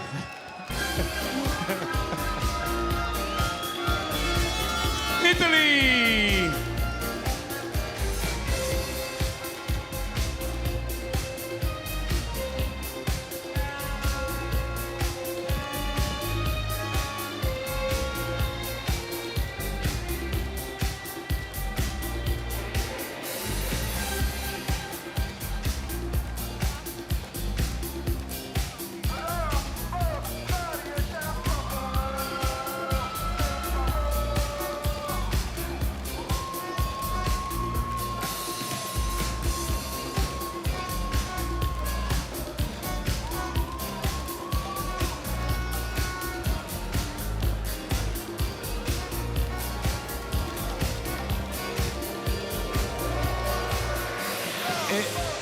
It's a long, long way for some of them to come in front of the stage. And he has to remain warm. And so that's a very interesting thing about this competition is that depending on which kitchen you're in, because it's always luck of the draw, of how long your dish takes in order to walk to the judges and back to your kitchen. And so you have to manage the temperature. But also, look at our incredible members from the International Organizing Committee. These platters are heavy. They're very heavy. Looking forward to turn around the corner. Yes. So not only are the cameras following you the entire time you're walking, but then somebody has to walk you through the entire room. You have to carry this heavy thing and you're doing it repeatedly like on a racetrack. My watch would be tracking my steps for sure.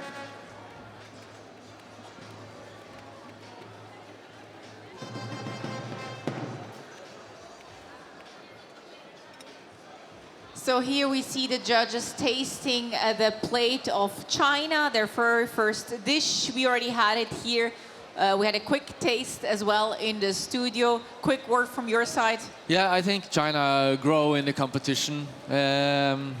I've been seeing China year by year, and I think they are improving for every year. So, and that's very well. So, yeah, good. Great. I was also wondering, before I was reading a bit more about you, and I mentioned that you have a hotel in Austevoll. Yeah. Is that how you say it? Yeah. Austevoll is the island, and Bocuse is the place. Okay, okay, I see. and that's a family business, right? I mean, a family business. It used to belong to your parents. Yeah, it still does. It's me, my parents, my twin brother, and my sister, all together. Ah, wow. So So- you're really like all managing it together, or who is doing what? We have different stations. So, but of course, we discuss. So depending on where you're in your life, you might take this position and then this, or... No, we manage very well, you know. I'm the potato in the house. My brother is the executive chef. My sister is the hotel manager, and my mother is chairman of the board. So the mother is matriarchaat. Yeah. It's what you have there. Seems to work well. yeah, it works very well. So we work well together as well. So you work under your twin brother? I work with my twin brother. Okay.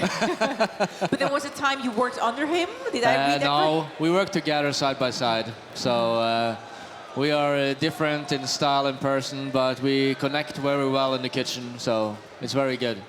Okay, I'm curious to hear more about family business in a bit. I see now that we have about 45 seconds for New Zealand to finish their platter, their second dish, final dish of the day. So I'll leave you with that countdown, and Angela in a bit. Why, thank you, Tanya. Now, so what we're looking at is we're looking at sending out the platter, which is the venison platter, out of kitchen number 4. You can see it on the screens. They're still putting a few of their finishing touches, and that's New Zealand. It's a little bit of a frenzied activity because they can hear me that I'm about to do their countdown. Here we go. 4, 3, 2, 1. Kitchen number 4, the meat dish for New Zealand.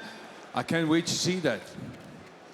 Nice job done on the fish dish. And I can't wait to see what's coming out of the kitchen right now. Yes, definitely. This roe deer is gonna Look at this. jump out of New Zealand's kitchen like a kangaroo, like a kiwi.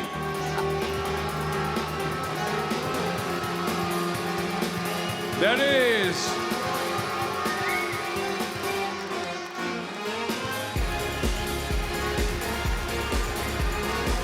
Look at this venison platter coming out of kitchen number 4 for Team New Zealand. This team has traveled incredibly far in order to get here and has only competed in the Bocuse d'Or for 3 editions. So we're really looking forward to what this candidate is going to produce for us this year. In New Zealand, we pay homage to the wild roe deer by preparing it in 4 different ways. The first, we utilize the venison saddle and enhance it with a central Otago Pinot Noir and Nelson boysenberry glaze. It will be stuffed with foie gras and horapito and black garlic venison filet mignon. The second is a spiced venison tenderloin with a cranberry and seasonal mushrooms finished with a venison consommé veal. The third is a triple layered venison shoulder and foie gras pie. And the fourth, a tree-colored New Zealand Southland deer milk ricotta, spinach, leek, and pine nut ravioli with venison shoulder. And there'll be an additional consommé infused with Assam mokalbari. We finish this dish with our national tribute garnish, a faux beetroot tartlet in the shape of a blooming crimson flower, central Otago Pinot Noir poached pear with New Zealand cherry and boysenberry, verified compote with bee pollen in charcoal tartlet, paying respect to natural fauna and flora surroundings of the wild roe deer. Really exciting, and especially some of these younger countries, and by younger I'm meaning they haven't been with us for so many editions.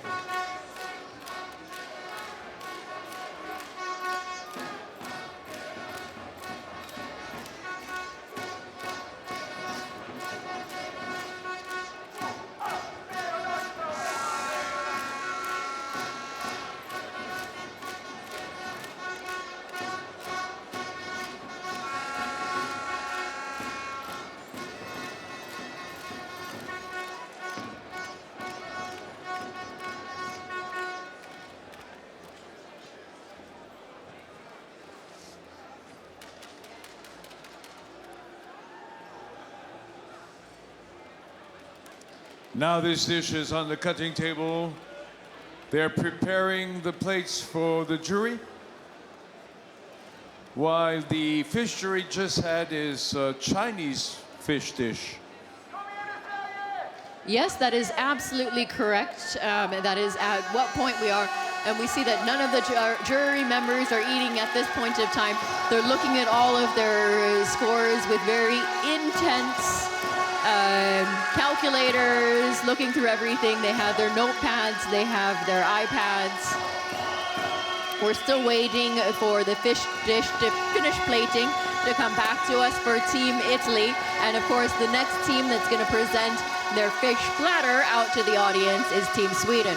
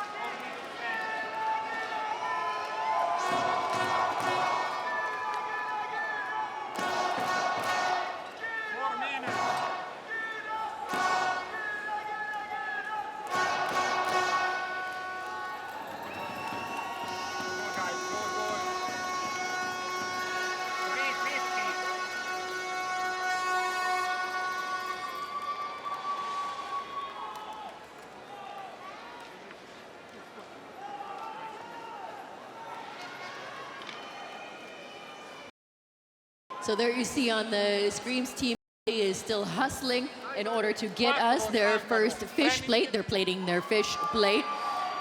We're really rooting for Team Italy. There, the background of the chef is very incredible, very detailed, and has been spending a lot of time around the world in order to come to be here at this competition today.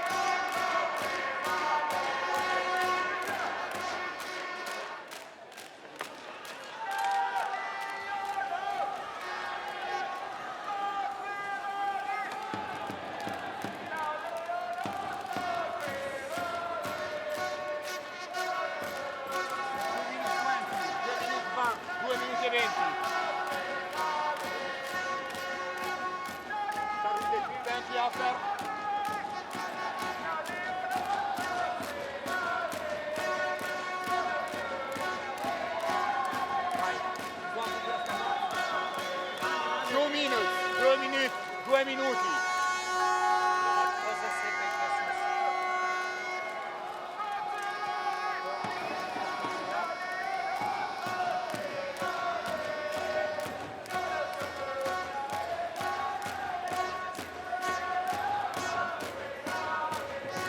Un minuto e 40.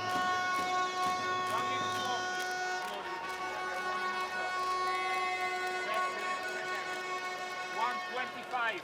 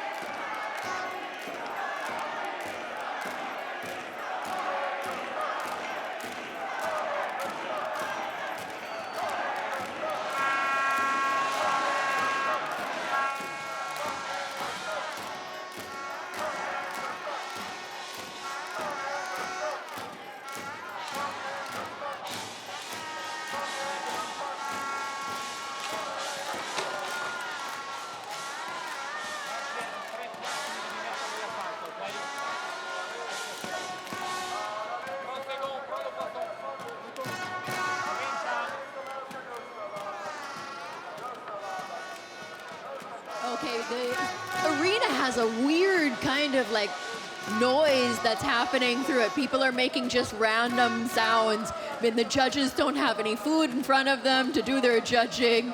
They're in one of those lulls. Again, there's a little bit of sound on this side where we see like Italy has scattered out. They're not all together in one location. Team Sweden is all together in one location, but everybody else is just kind of like randomly produced around. Oh, I see a journalist here from Thailand in the journalist box, but we don't have Team Thailand competing today. Wow, oh, there we go. Here's a flag popping up now from New Zealand. Not a lot of supporters for Team New Zealand. I know it's a very far, this is your whole group there. There we go, there we go. There are some of the flags coming. It's a far journey, we know.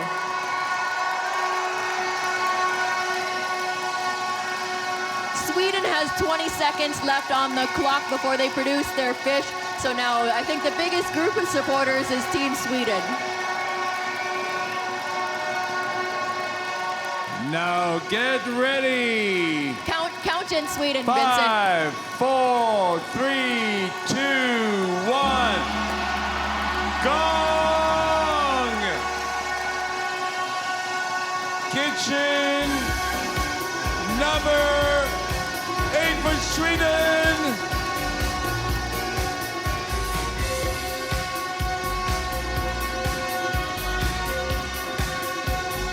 Look at this beautiful fish platter coming out of kitchen number 8 for Team Sweden. There's a Swedish fish traveling around the corner, ready to be shown to our jury. At the same time, Team Italy's fish plate is being presented to our jurors. We went from a lull to all of a sudden a flurry of fishy activity.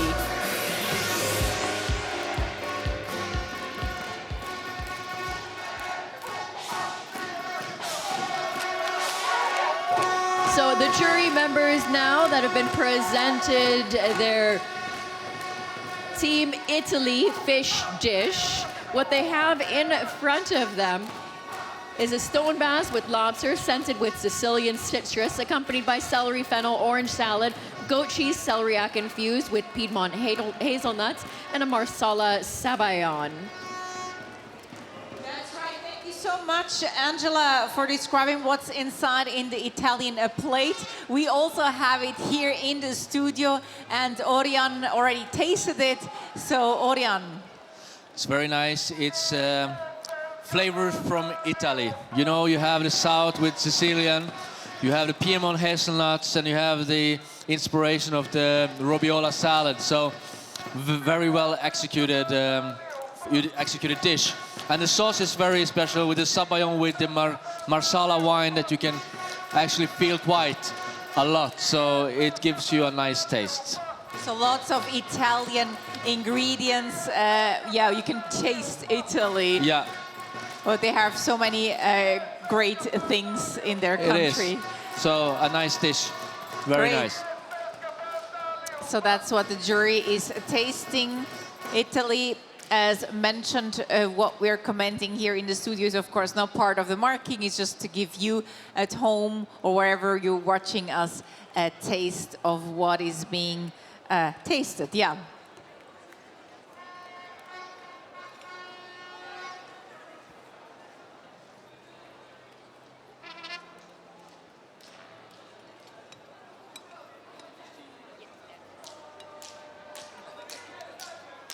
And there you see Sweden's plate.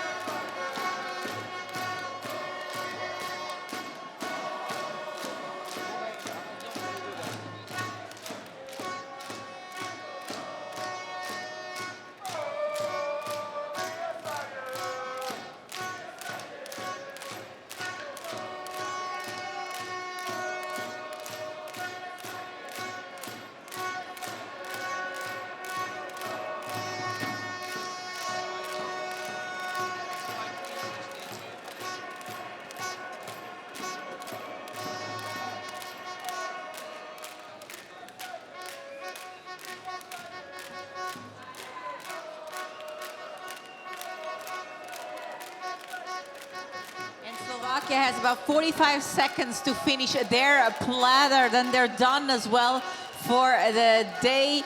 40 seconds, less than 40 seconds to go.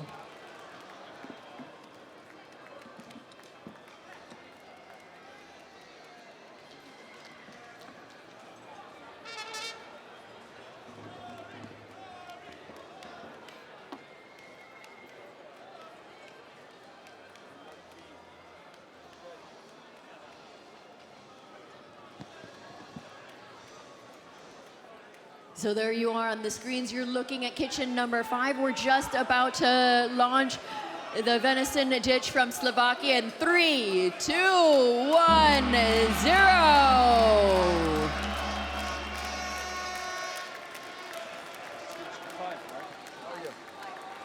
Kitchen number 5. And now you can see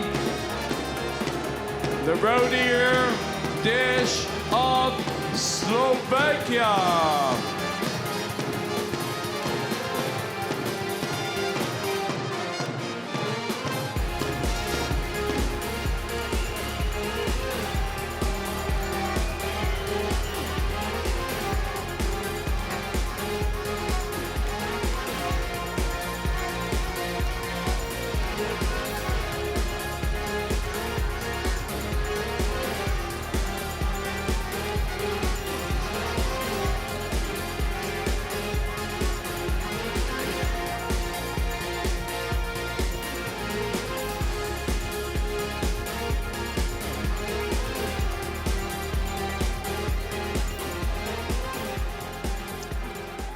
The game dish of Slovakia, Marek Minaric.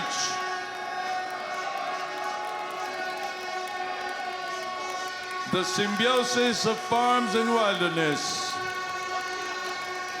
Main point of our platter is to highlight nature flavors of the ingredients and traditions in French and Slovakian cuisine. Saddle is nice and tender, stuffed with juicy foie gras terrine.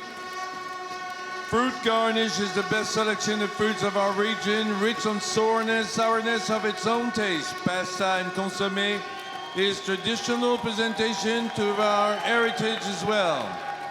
Meat pie is mix of tradition and modern presentation, savory pie with puffed dough and pattern that describe our famous cake.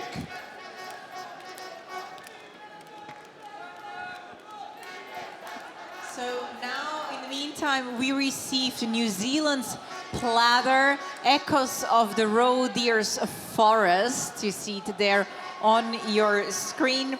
Their national tribute. They used a few ingredients that are typical for New Zealand, including Manuka honey, a very expensive, very healthy honey, Pinot Noir as well. Some Hawke's Bay pears, deer's milk in the ravioli.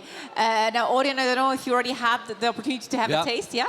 I'm trying, but you can see the tasks is very different from all the countries and how they want to make the task. You know, you can see the pate here is quite bigger than the other ones, and that's something that some teams can struggle with, you know, because you don't know how big it should be and how the portion will be, and then it can be a challenge. So maybe it's a little bit big here, but it still is a lot of taste. A bit big, but a lot of taste. So maybe if it's tasteful, I just have a bit more. So that's a New Zealand's platter there by William Mordido, Echoes of the Roe Deer's Forest that we just tried. And you're still trying the consommé, the ravioli hasn't been tasted yet. As I said, it has Southland deer's milk, rich creaminess features in the ravioli in the side dish. Do you taste that deer milk? You have a lot of taste here, and you taste especially the deer, yes. And also the bone structure, the meatiness, the gaminess. So it's a lot of power here, yeah. And not now regarding this dish, but before we were just talking about tea. Be in, I don't remember which dish it was, but we tasted, it was in the United States, consommé. We could actually taste the tea, the smoked tea. Yeah, so you will have some small hints of tea here. You know, it doesn't need to taste a lot of tea, but you just need to use it as a spice to make something different in the dish, and it's very well executed for many of the teams. Great. So you saw we have about 5 minutes left for Vietnam to finish their very first plate here in Lyon at the grand finale of Bocuse d'Or. They're calmly preparing everything. As you can see there.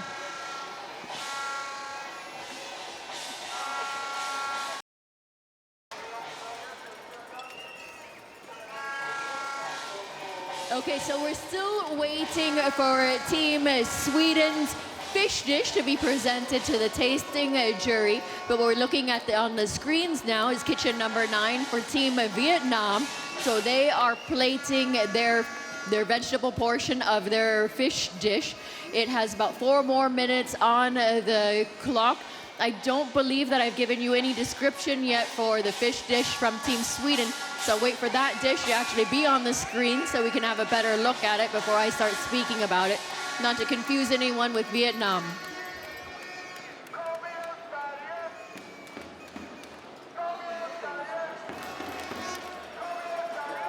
Ok, dẹp cái cây này thì slide xuống dưới luôn.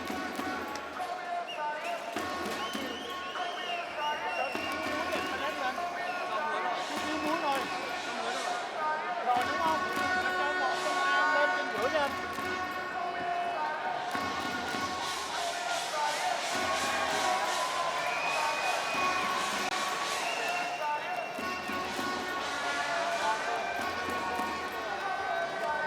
Now we're back with Sweden, where the plate is being plated in kitchen number 8. Yeah, indeed. So that is the fish dish for Team Sweden there that you're looking at. I'll go ahead and give the description now since we do have it on the screen so it's not so confusing. So their plate dish celebrates Swedish agriculture and the pristine freshness of the sea. So they're trying to intertwine the global palette of flavors that shaped this culinary journey together with their multicultural society and, of course, the craftsmanship. They believe that Swedish cuisine is enriched by their vibrant culinary tapestry.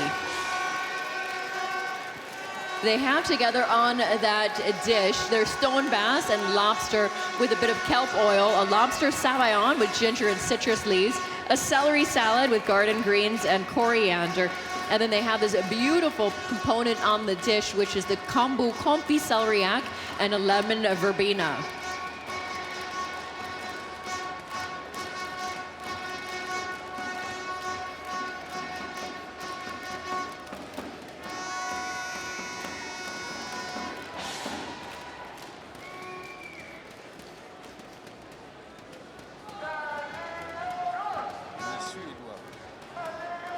So what is special about the Swedish dish? We haven't received it yet in the studio, of course, as you see, it's being just plated, but we already received a menu, right, Orion? So they just... Yeah, I took a walk over to the Swedish stand to steal something, and I managed to steal this book. So, but as we spoke about earlier, when you asked me about my worldwide cuisine, it seems like Gustav, the Swedish candidate here, is inspired by the Swedish agriculture and the prestige freshness of the sea, seamlessly interviewed with the global palate. So it means that, like, the Team Sweden this year is using like kombu with lemon verbena, they're using citrus leaves, they're using coriander. That is maybe a different direction for Sweden than using dill, as we mentioned earlier. So we get the plate here now, and it's a beautiful presentation. You can see the bass is shaped like a lobster tail, where he probably used the farce on top with this green. I don't remember the name. Kafir? No. Sorry. The celery? Yeah, but you have Let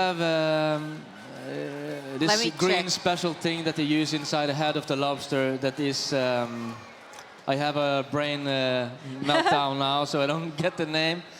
But when you pour hot things on top of it, it will become red. So it's a beautiful presentation. And Let's talk about that right now, because Vietnam is not finished. Yeah. Vietnamese gong, well-known gongs. Vietnamese gong, kitchen number 9. First dish for Vietnam, the fish dish.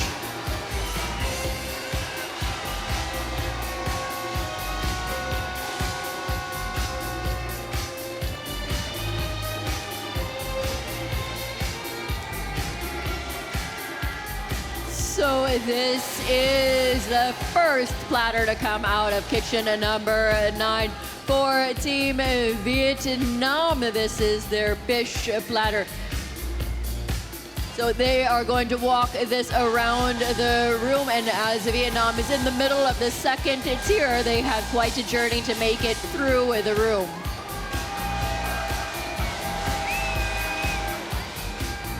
Vietnam, here we go.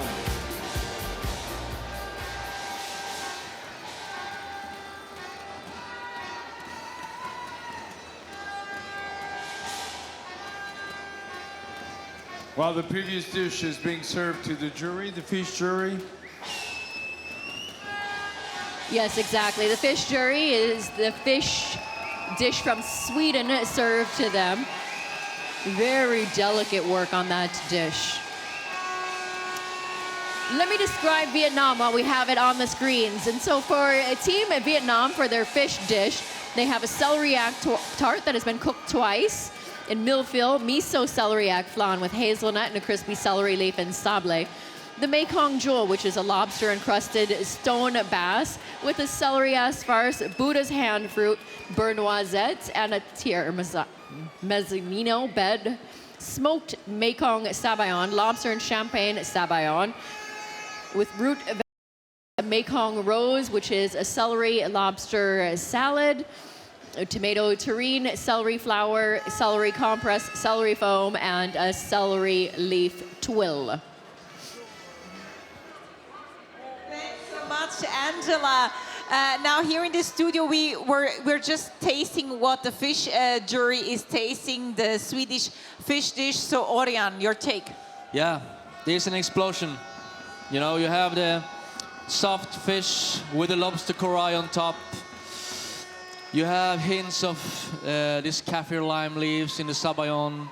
Goes very well with some chilies there and some coriander in the salad of the celeriac, and also the baked celery that is stunning. So a very, very, very, very nice dish from Sweden. Swedish dish here, tasted by Orion. Very nice, with all these flavors from around the world, but still with a Swedish touch. Thank you very much. Thank you.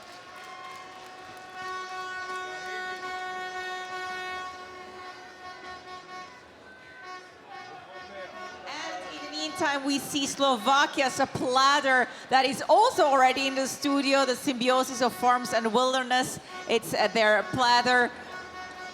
And we'll have a look at that and comment in a few minutes.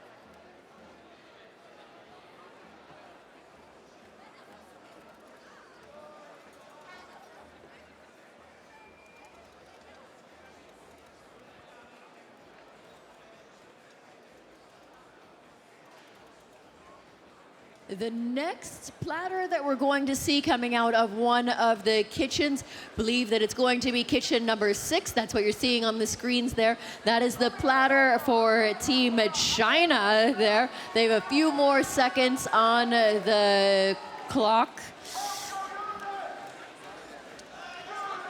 We can start counting them in from 7, 6, 5, 4, 3, 2, 1. Again, a very well-known gong, the Chinese gong, goes for kitchen number 6 at China with his meat dish, the venison, just leaving the kitchen number 6.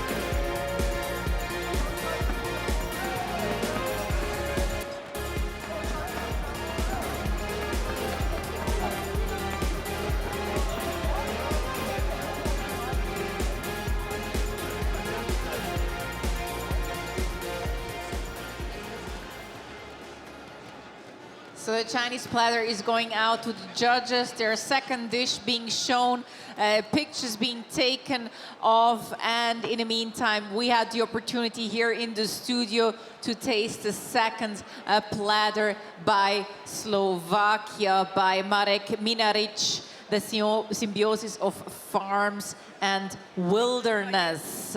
Orion, do you sense the farms and the wilderness? We do. And it's a lovely garniture here with red currants, pears, black pepper. That goes very well with a gamey meat like this venison.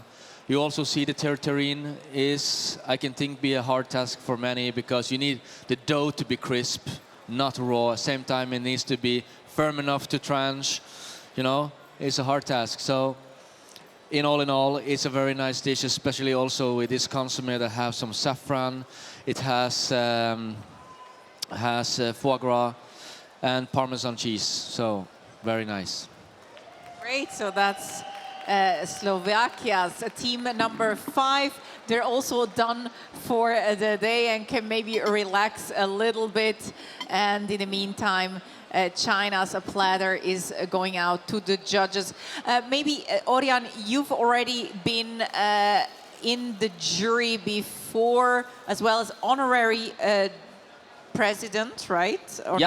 Yeah. Here at Bocuse d'Or. So tell me a little bit. Well, honorary president, you're not really marking. No, you mark, but it doesn't count. It doesn't count. But so I was glad I was not marking for points to count because it's a very busy job with so many points giving, and it's hard in this competition to see the difference. Mm-hmm. And you need to think back and, you know, to see what's giving these countries the most points, why not, you know? So I'm glad I'm not sitting there and jurying. I love staying here in discussion, eating with you. Great. Well, I'm glad that you're here with us. And how do you do it? I mean, it's probably unconventional for you to have so many dishes one after the other, also in your daily business, or Yeah, you know, it's something called a palate that when you're hungry, every tasting's better, and when you're starting to get full, it doesn't. So it's very important when you are a jury to maybe just taste a little bit, to stay hungry all the time, so it will be equal for all the countries. But same time, the juries here are so good that they can make the difference to the look, to how it's executed, and they are professionals, so they know what to do. Mm-hmm. And what did you do today? Did you skip lunch before you came here? Yes. Did you have breakfast? I almost skipped breakfast as well, but you need something. Yeah, yeah. So that was your first thought. I'm not going to have breakfast. Yeah. Okay. But maybe too hungry is not as good, as you also say. No, so it's important to taste, not eat. That's a good point. Taste, not eat. For at least for here, but not when you go into a restaurant. 100%. Thank you very much, Orion. 5 minutes to go for Hungary to finish their very first plate. And 9 minutes for Italia to finish their platter. They're on the clock.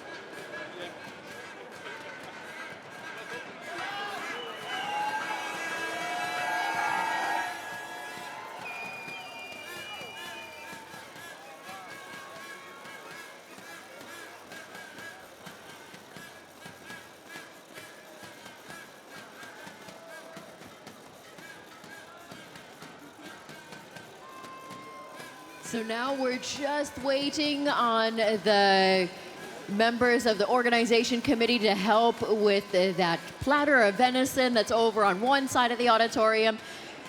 And then, of course, we have the next platter that is coming out. Wow. Look at that. Look at that celeriac on top there. What you're looking at is Team Hungary. And so they have this beautiful celeriac that is on the top of that platter, really highlighting the beauty of that fruit, which is actually normally thought of as quite an ugly vegetable. I'm sure, Angela, that you would like to hear about the meat dish of China. Childhood yes, memories. please. That's what it's all about.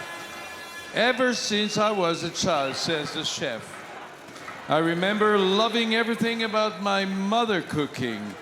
The ravioli idea came from my mother, where she utilized as much of the ingredients to avoid wastage.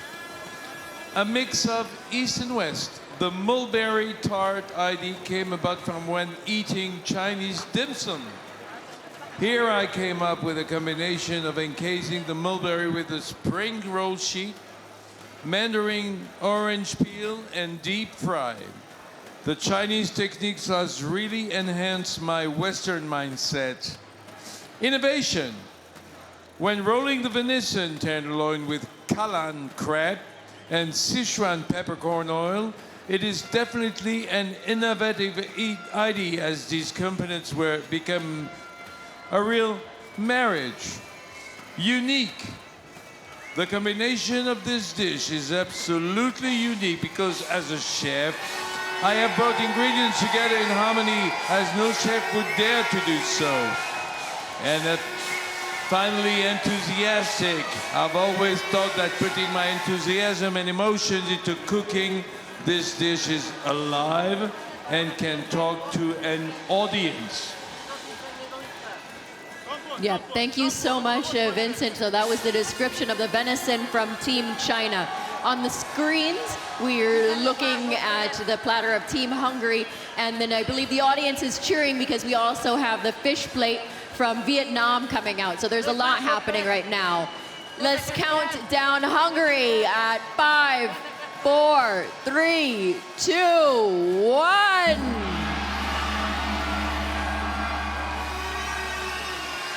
Kitchen box number 10.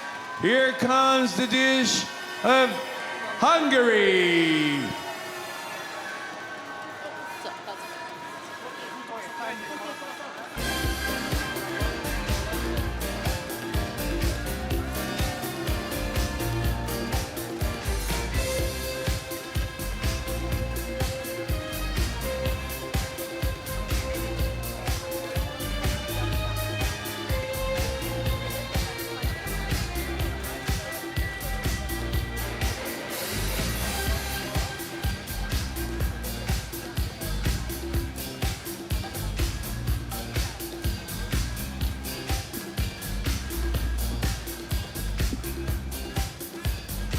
The plate dish for Hungary, the fish. Called Celery Kingdom by Roland Kelemen in Hungary. And as he said, he really loves celery. One of his wife's favorites is celery puree, which is also very prominent on this. Now here in the studio, while Hungary's plate is being presented to the judges, we actually received Vietnam's fish dish, Vietnam's very first plate called the Silver Seas, the beauty of Mekong Delta. And we can talk about that. You see it right there. The tasting jury of the fish jury is actually having it, and Orion, you already had a taste as well of the Silver Seas, the beauty of Mekong Delta. Yeah, it's a lot of different techniques here, you know. Yeah, you have the foam that looks like a snow egg with egg whites, but it's not. And you have this celery that is like in a millefeuille, that gives you layers by layers by layers with consistencies. So, an interesting dish. And Mekong Delta, so the beauty of Mekong Delta, I'm just trying to find out why Mekong. It's inspired by Bun Ryu, an iconic dish of the southern Vietnamese cuisine. This dish often contains seafood, tomato, and celery. Okay. Yeah. So, as I said, it's a lot of things going on here, and it seems like they've been using different things to create powerful taste, and together with the fish and the lobster as well, it's give you a lot of things with the bread, with the herbs, with the lobsters, with the fish. So it's not a heavy dish, but it's many things going on. It's a good one. And maybe I have to mention here that our commentator Orion actually gets to taste all of the dishes, while the judges here on the floor, they just focus on one theme. So they either have fish or have meat, while Orion has to have everything. I don't think I need to eat tonight. No, you don't need a dinner. You can skip that one. Okay, well, we have a bit more than a minute left for Italia to finish their platter, their second dish. And we were just looking at the plate by Hungary before it's being presented, so lots going on again. Italy, less than a minute.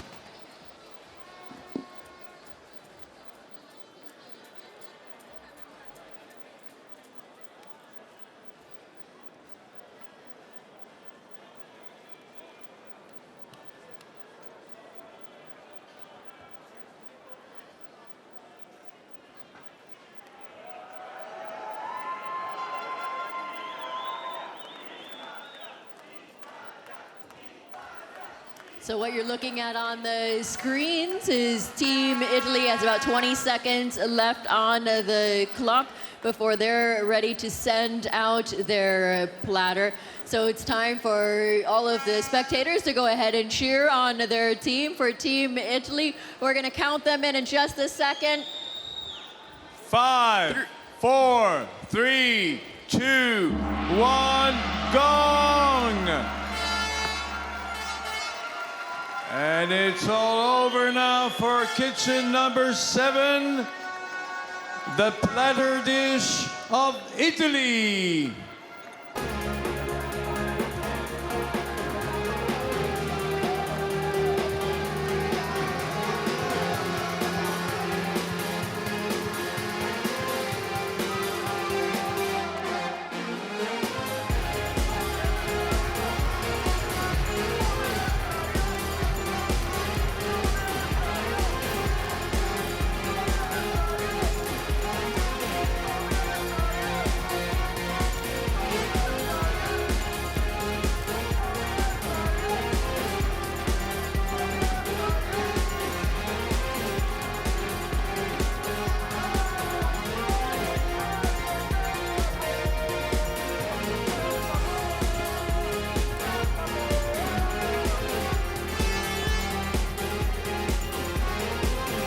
Italy.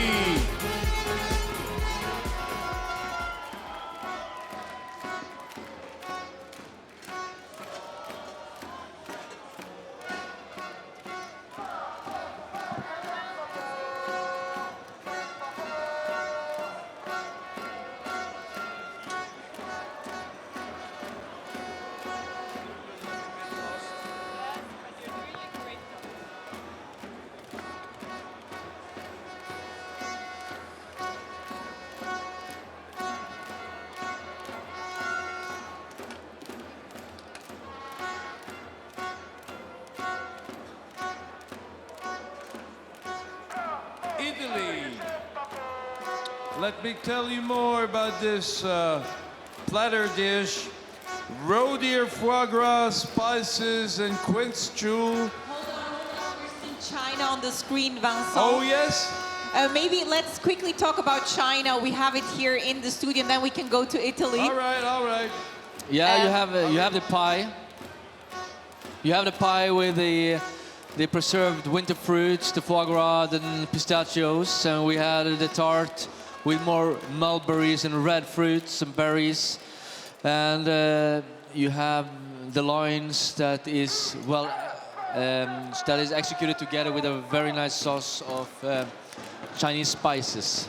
Yeah, Chinese spices. It says it has Sichuan peppercorn oil. I mean, if you know Sichuan pepper, it tingles on your tongue. And he says here, Yafei Wang, that he put together ingredients that no chef would dare to do so. It's true. And you also have the bouillon with the tea and the raw there and 2 colored ravioli. So I just waiting for a spoon and I will taste that one as well. Thank you. And now we see Italy's platter going out, Van. So if you want to explain a little bit what we see on Italy's platter, go ahead. Kitchen number 7.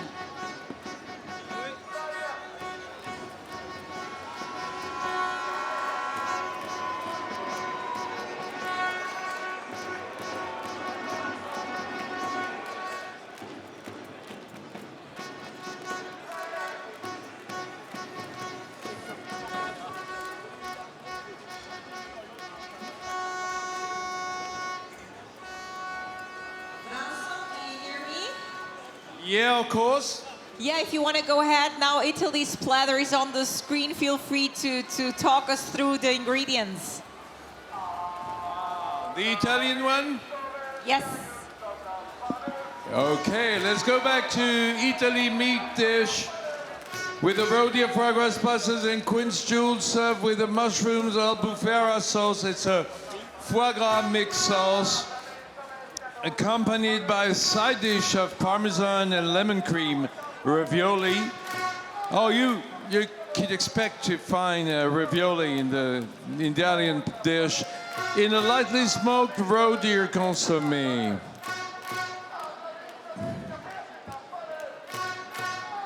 The fruit garnish features quince paired with a medley of citrus, cider, and lemon, inspired by thousands of Italy's renowned citrus varieties such as Sicilian lemons and Tarocco oranges. The quince preparation is inspired by the Veneto region's mostarda tradizionale. It's a traditional preserve. It's a fruit mostarda. Come si fa a Cremona.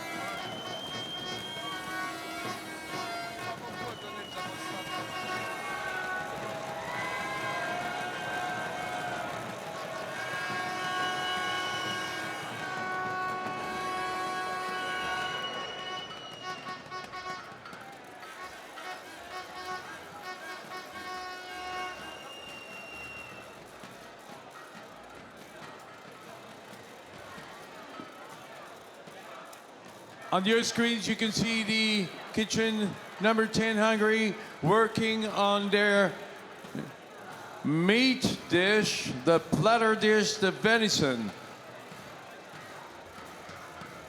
Now preparing their plates.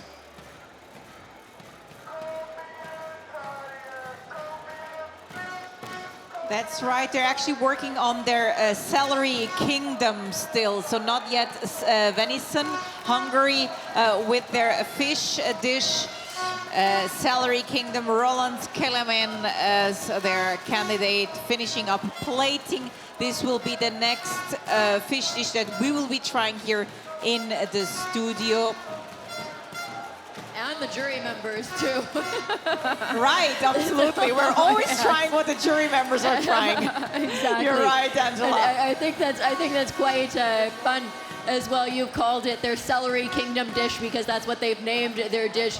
But we've been very generically calling it their fish plate. But yes, that is their celery kingdom that we were looking at there that they were plating. And then now on the screens, we've changed over to the kitchen next door. So we're looking at Colombia. They are preparing their vegetable platter to be sent out to the teams, to the jury members. Colombia with terrine of stone bass and lobster. Diego Felipe Torres Giraldo is their candidate.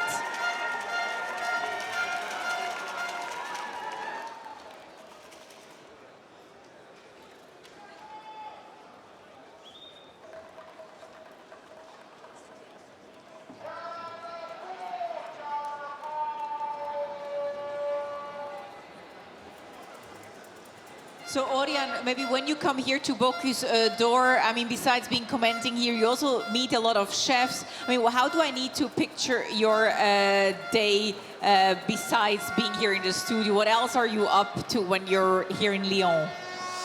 It's always nice to see the colleagues again, of course, in the competitions. But you also want to have the cuisine for Lyon as well, or for France. So we actually started in Paris to have a dinner there, and then we took the train to Hermitage to visit some wineries, and then we went to Lyon after to follow the competition. So it's important to be inspired by the culinary stage, as long as also for wines as well. Yeah. So you actually made a small tour de France Yeah, when coming here to Lyon. Well, you need to seize the opportunity. of course. How long are you here for in France? From Thursday to Tuesday. And you get to do all that? Yeah, Wow. a busy week. A busy week indeed. Less than a minute for Hungary's celery kingdom. Yes, that's what it is. That's coming out over the pass now. So that was Team Hungary that we were looking at on the screens, and now we have the beautiful supporters for Colombia on the screens.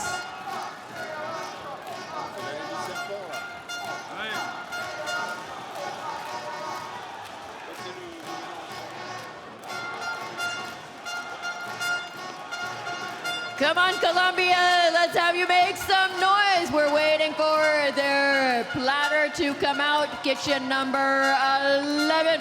We're gonna give them a countdown. 5, from 4, 3, 2, 1.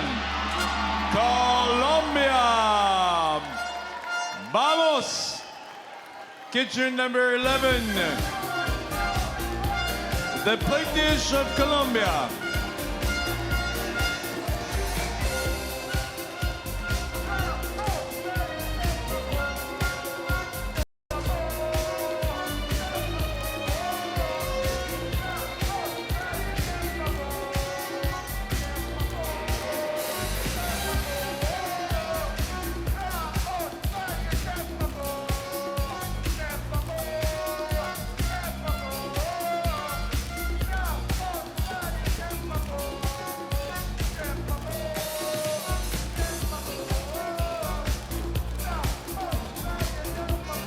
There it comes. The plate dish of Colombia. Supposed to be the last one on the session, but you have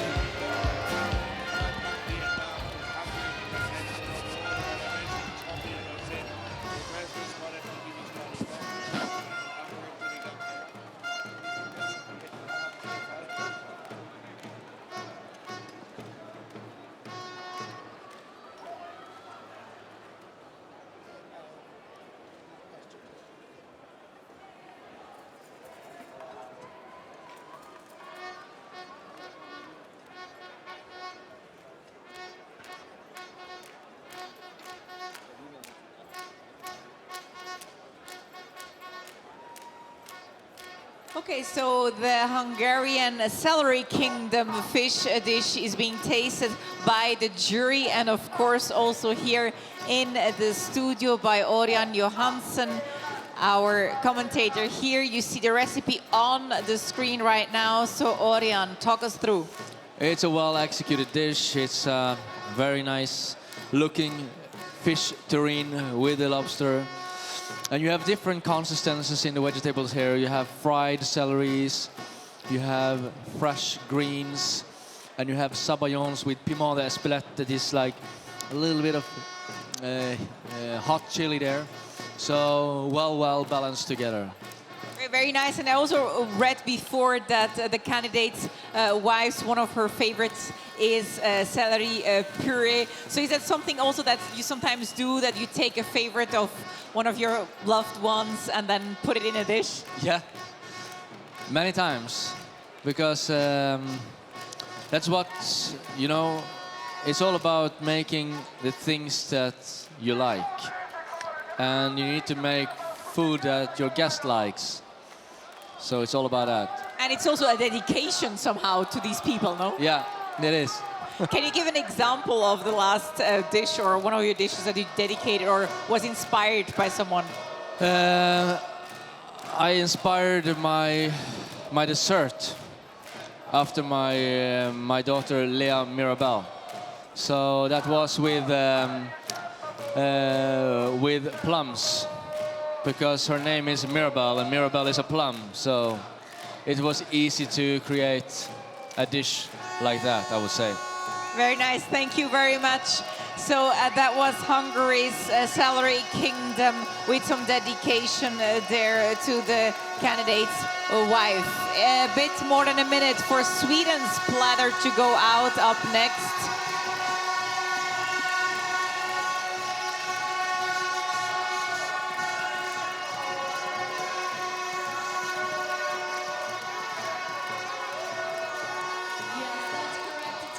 Thanks. I don't think that you're able to hear much else besides the horns, as those horns from Team Sweden are very, very close to your TV studio over there. But you can see that the platter is on the big screens. It's coming out from kitchen number 8 for Team Sweden next. And they can see that the platter, their design, really mirrors the image of what they sent out for their vegetable platter with these beautiful shards and rays of light. Really gorgeous and eye-catching what we're seeing coming out of Kitchen 8.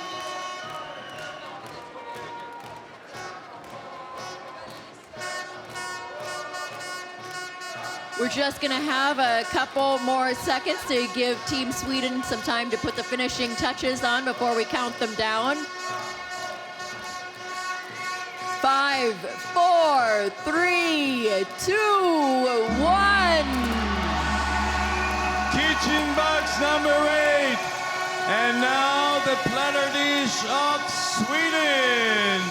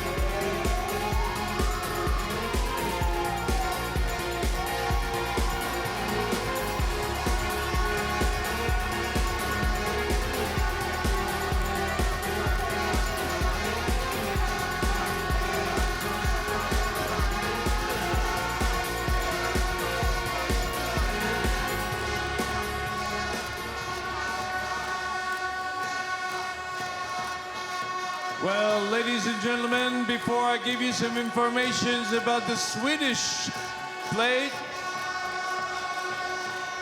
I would like you to welcome Madame Nathalie Delatte, Minister of Tourism for France.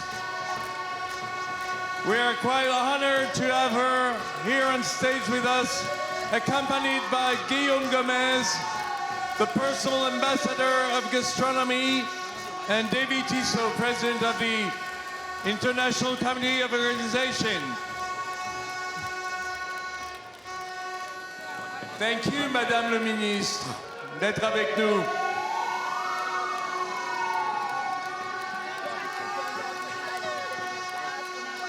I don't trust that cake.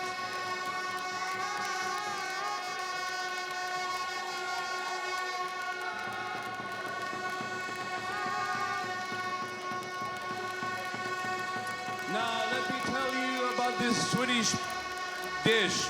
Stuffed and roasted saddle venison with morels farci and pepper blackened tenderloins. The Swedish wilderness and my culinary heritage, inspired by the country of autumn, the bounty of autumn hunts, and the austere, arid winter harvest. My creation is a tribute to nature's unique treasures. The essence of the Swedish wilderness is combined by the apple and the apple symbol. I don't know, there's a letter over there, A, I don't know why. Symbol of friendship, knowledge, and innovation. I craft dishes rooted in Swedish traditions, our season's rhythm, and the wilderness's untamed beauty.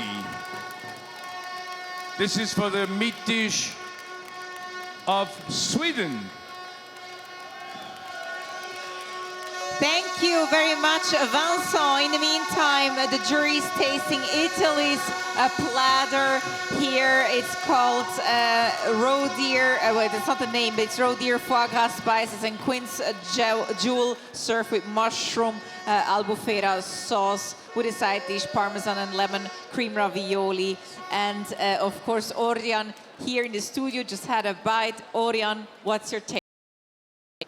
It's the first team that used a different dough for the tart, so that's interesting. It's more lightly, it's more like a brioche instead of a puff pastry. And then you have some different things on the meat as well, with some spice. Some of it is smoked, and then with the quince and the sherry, it's a dish that is a little bit different. And then you have ravioli there with the lemon thyme, with the bouillon, and with the reindeer. So it's actually good to also stand out once in a while, to do things a bit differently. So even if it says pie, you can interpret pie differently. What would you say to that? I don't know. Well, I guess it's up to the jury. It's up to the jury, yeah. But for us, probably it just stands out if you come different. Marcelino Gomez Vita, the candidate for Italy this year. Anything else to add? No, I'm happy. You're happy? Great. Then we're happy as well. That was Italy's second platter and the last one of the day for them. And yeah, we're looking back to the floor to see what's going up there.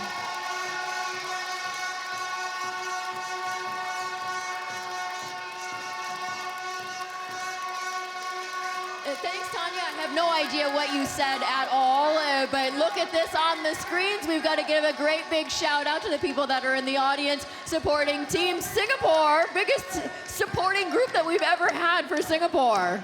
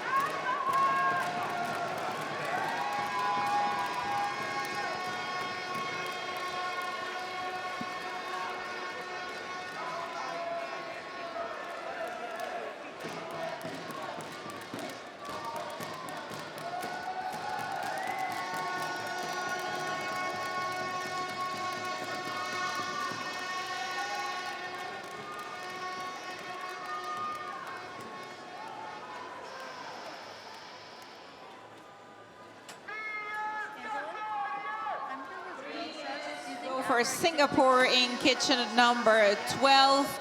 And as you remember, it is of course the last kitchen, but not right now, as we still have Morocco that will be showing their dish after Singapore. So Singapore being the second last to release their first dish, the plate. And the judges, and here in the studio we're waiting. Up next, we're receiving Colombia's terrine of stone bass and lobster. That's what we're going to be tasting next. While Singapore's plate will be probably going out.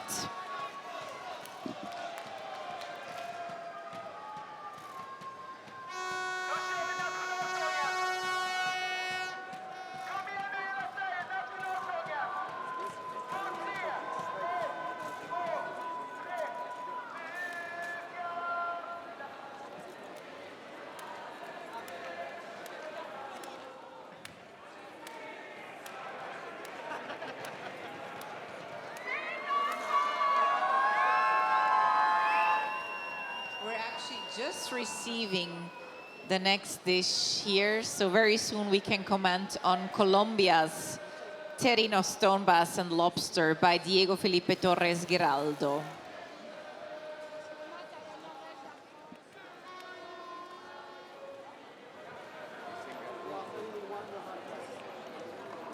So right now what you're looking at on the screen, Team Colombia's fish dish is coming down.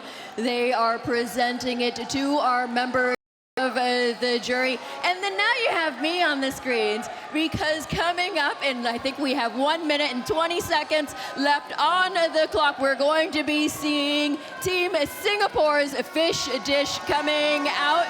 And of course, everybody knows that I also live in Singapore, so Team Singapore has just given me one of their t-shirts to slide on over to announce the beautiful presence of Team Singapore and Matthew, we are rooting for as well here today. I love that. Looks good on you, Red, Angela. Like how you're rooting for the place where you live. 40 seconds to go for Singapore. Yeah, there's 30 seconds to go for the team. They look like they're in good shape. There's a ton of chefs that are gathered around the front of that kitchen, which is really, really difficult to get a crowd like that when you're in box number 12. So we're very happy to see that there's a flurry of activity in front there. Beautiful platter that we're looking at. And I will count you in just a little while. You have 5, 4, 3, 2, 1. Kitchen number 12, we're looking for Singapore.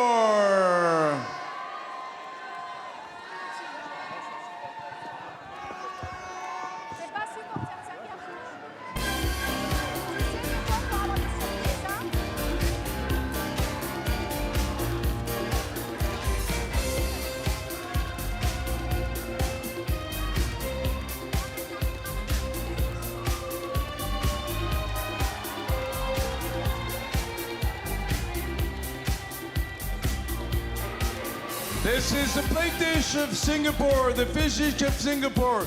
Very strong team, very nice display.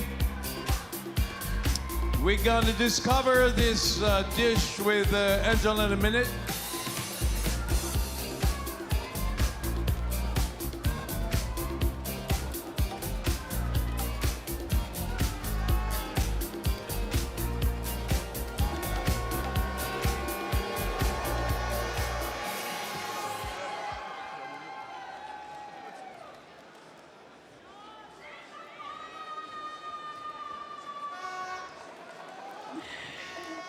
So what you're looking at here from Team Singapore is the Aurora flavors from sea to garden. It's a voyage.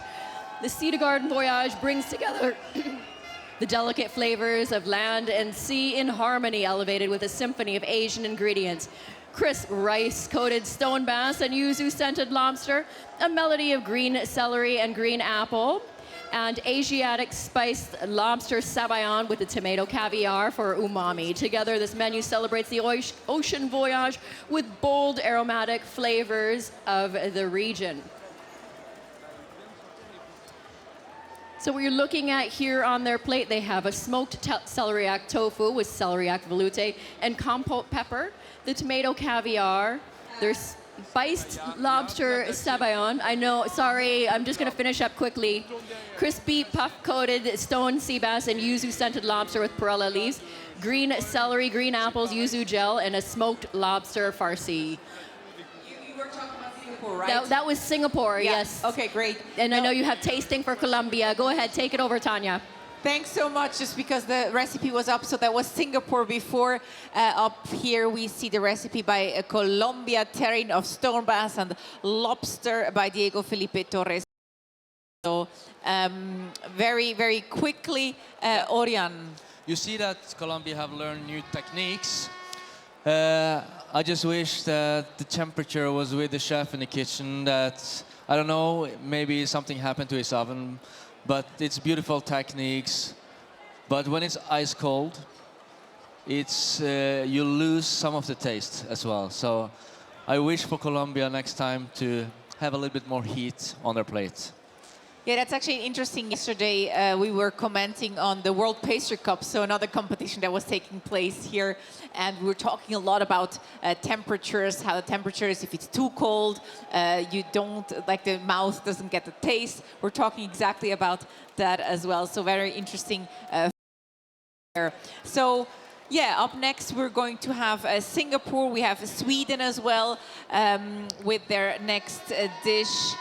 And I'm sure, like, you've traveled, I mean, so close to you, to Norway, Sweden, Yeah. right? What are you expecting here? So close, but yet so far. So is it like a bit of rivals as well sometimes? No. We love the Swedish, and they are becoming good friends of us, especially in the culinary world. And you can feel the chef's cooking is on a international palette. And I think it's important in a big competition as this to have the international taste because it's 24 different jury members and you need to cook for all of them as well. So I'm looking forward to taste. Thank you so much. Now here I think we see the Singaporean team finishing up.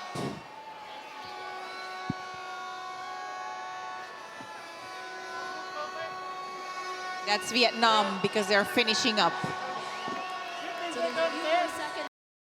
Kitchen number 9 for Vietnam. Let's go ahead and count them in from 6, 5, 4, 3, 2, 1.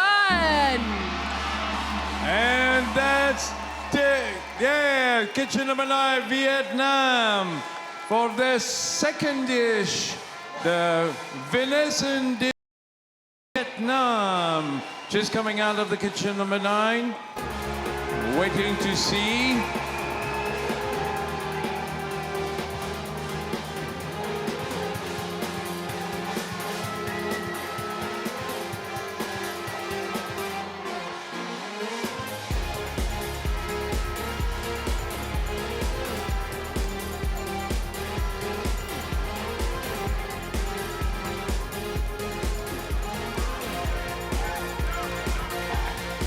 The mid dish of Vietnam, the golden forest.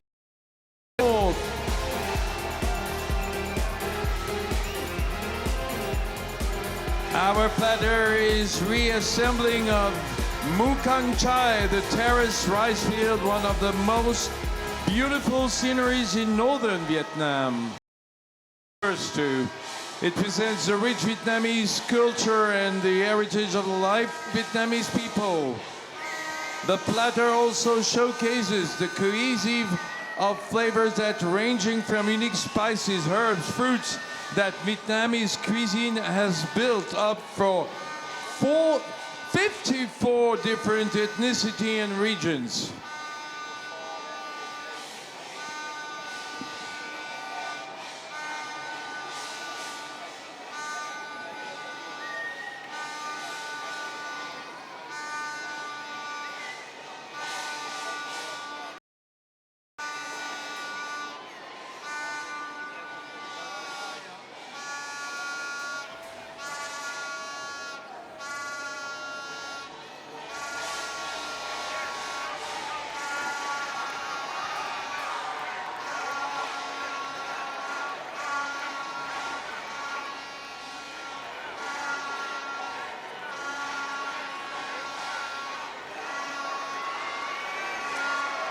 As you notice on the dish, on the platter you see some, of course, the yellow stars, the golden stars, the emblem of Vietnam.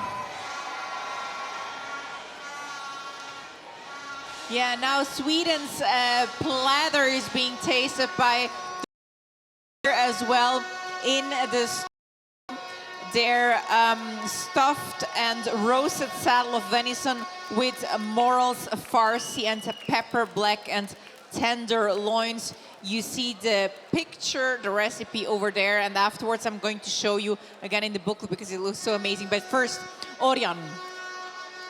Yes, it's a lot of taste here as well, and it's the first. I think it's the first team that have an open pie. That's Open what? An open pie. Ah, an open pie, yeah. With a very crispy dough. And then you have the fillets that is mixed by one with farce and one with pepper. Very nice sauce. And then you have the apples that comes together in the middle. And of course it's a very, very fun ravioli because it looks like sap mushroom with two colors. Yeah. Like top and bottom with white and brown. With a nice bouillon. Do you still have it there or you ate it? I ate it. I have half of it. Oh, but let me show you this. Let me show you this. That's the menu. You see the platter there, and it looks exactly like this image. So incredible. Sweden there. Yeah, well done.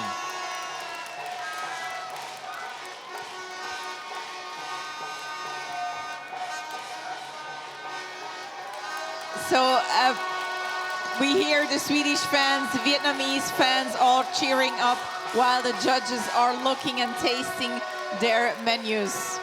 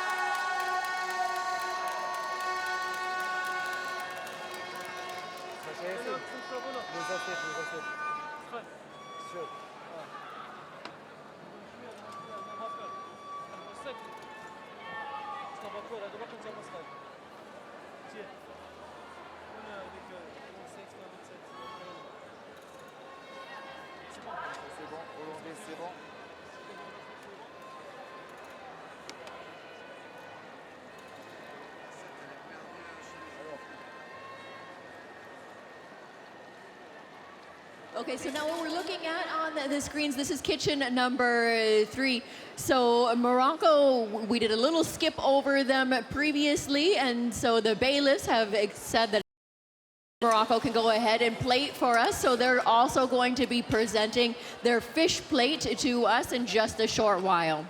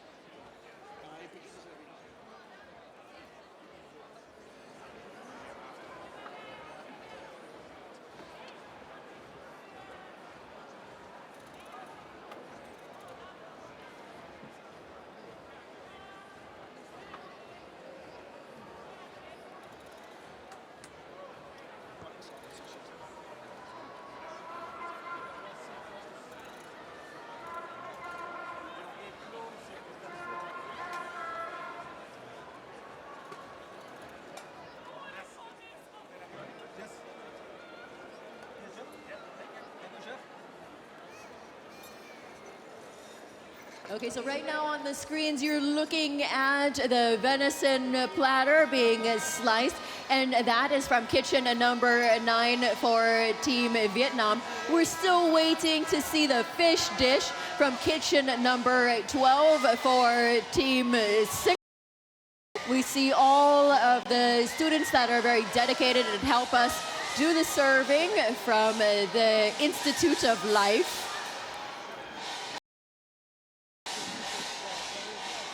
Be such an amazing opportunity for these students to experience the competition here, to be here at Bocuse. Also, the grand finale just takes place every 2 years, so I guess it's a really nice opportunity, isn't it, Angela?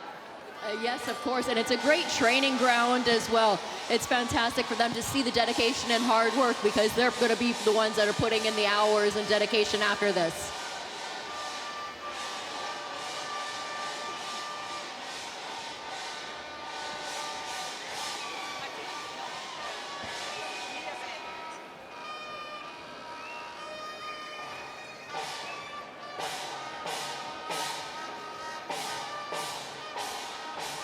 Angela, did you have the opportunity to try anything of what has been served there? I'm sorry, can you repeat that, Tanya? Did you have any chance to try anything that has been served down there? I have a spoon in the jacket pocket, and so just every once in a while, if somebody spares a nibble. That's Counting down Morocco from 6, 5, 4, 3, 2, 1. And now, the one we've been waiting for, kitchen number 3, Morocco. Put your hand together for Morocco, please.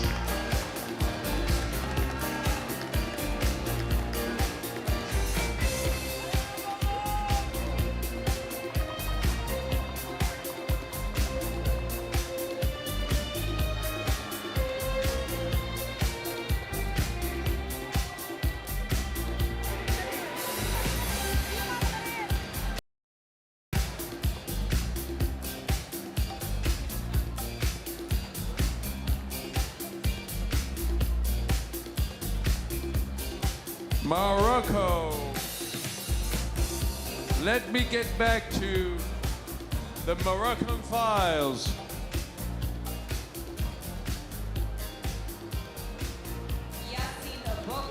The candidates there, they're just showing their plate with the celeries, components, and then it goes back to the kitchen to be plated to go out. Medaillon of lean and lobster rafraici with celery branch. It's the name of the dish, but not plated yet.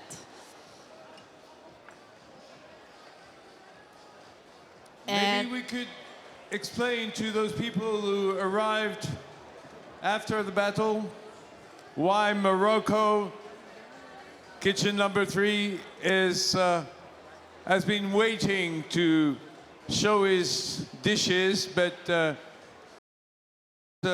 his turn, the Moroccan team was late. So we don't want anyone here to delay and to break the rhythm of the competition. So the regulations are very strict. If you're late, you will send you come at the end. That's what was done. That's right. And in the meantime, also, what has gone out to the fish tasting jury is the Singaporean dish, the Singaporean dish being tasted by Matthew Leong.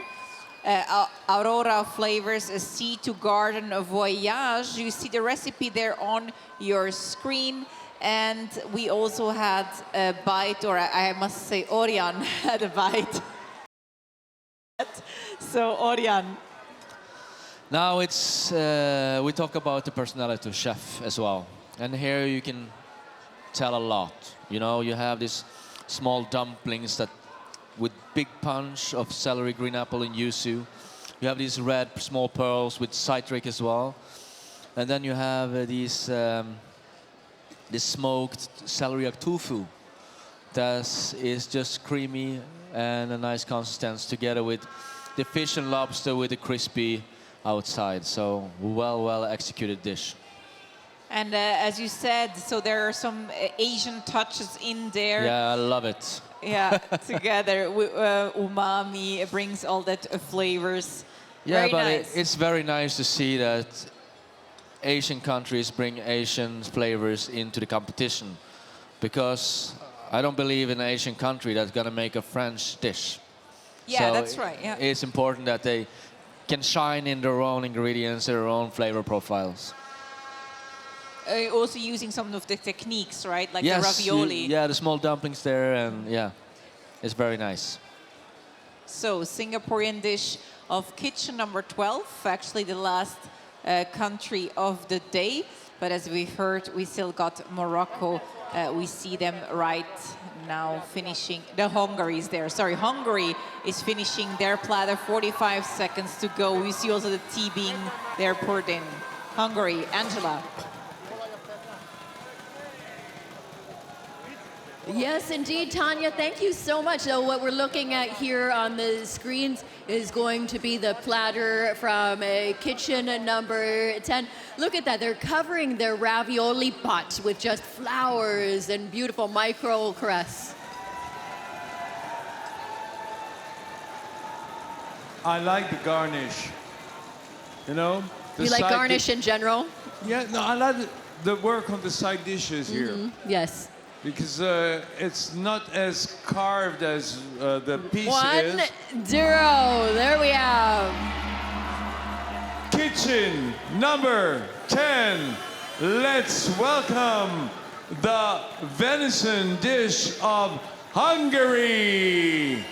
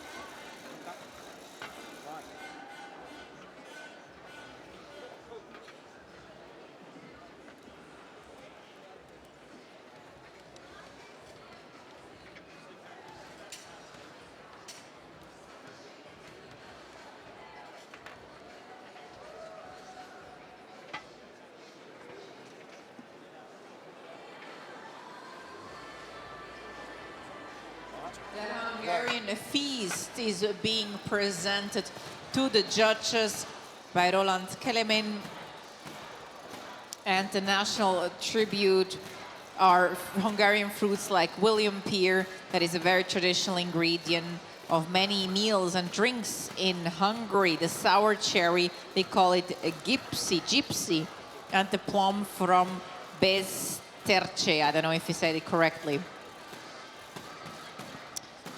These are dedicated fruits of the palinka, the famous Hungarian short drinks.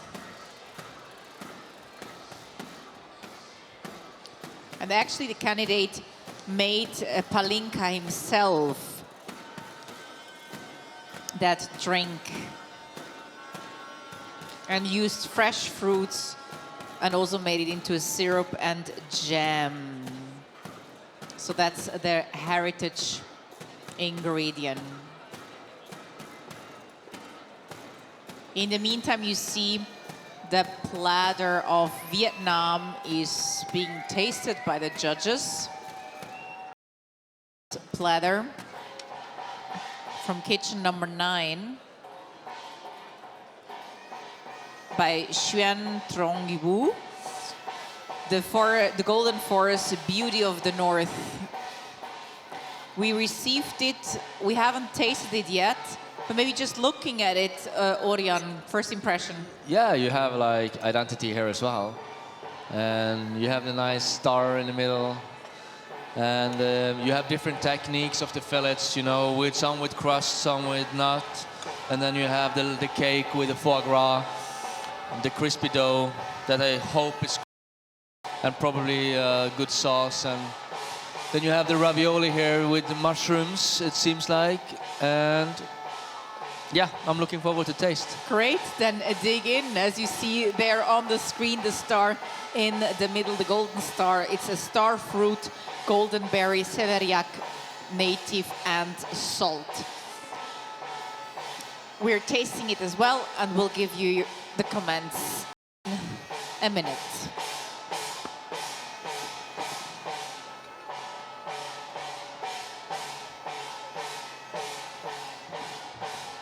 And maybe the star fruit in the middle with the star is actually the national tribute ingredient. In Vietnam, star fruits are widely used in the cuisine across different regions. Star fruit is known as ke. Probably I'm saying it wrong in Vietnamese. I know like pho is pho and not po. So ke, well, I need to ask our Vietnamese friends later on. So yeah, a very important ingredient.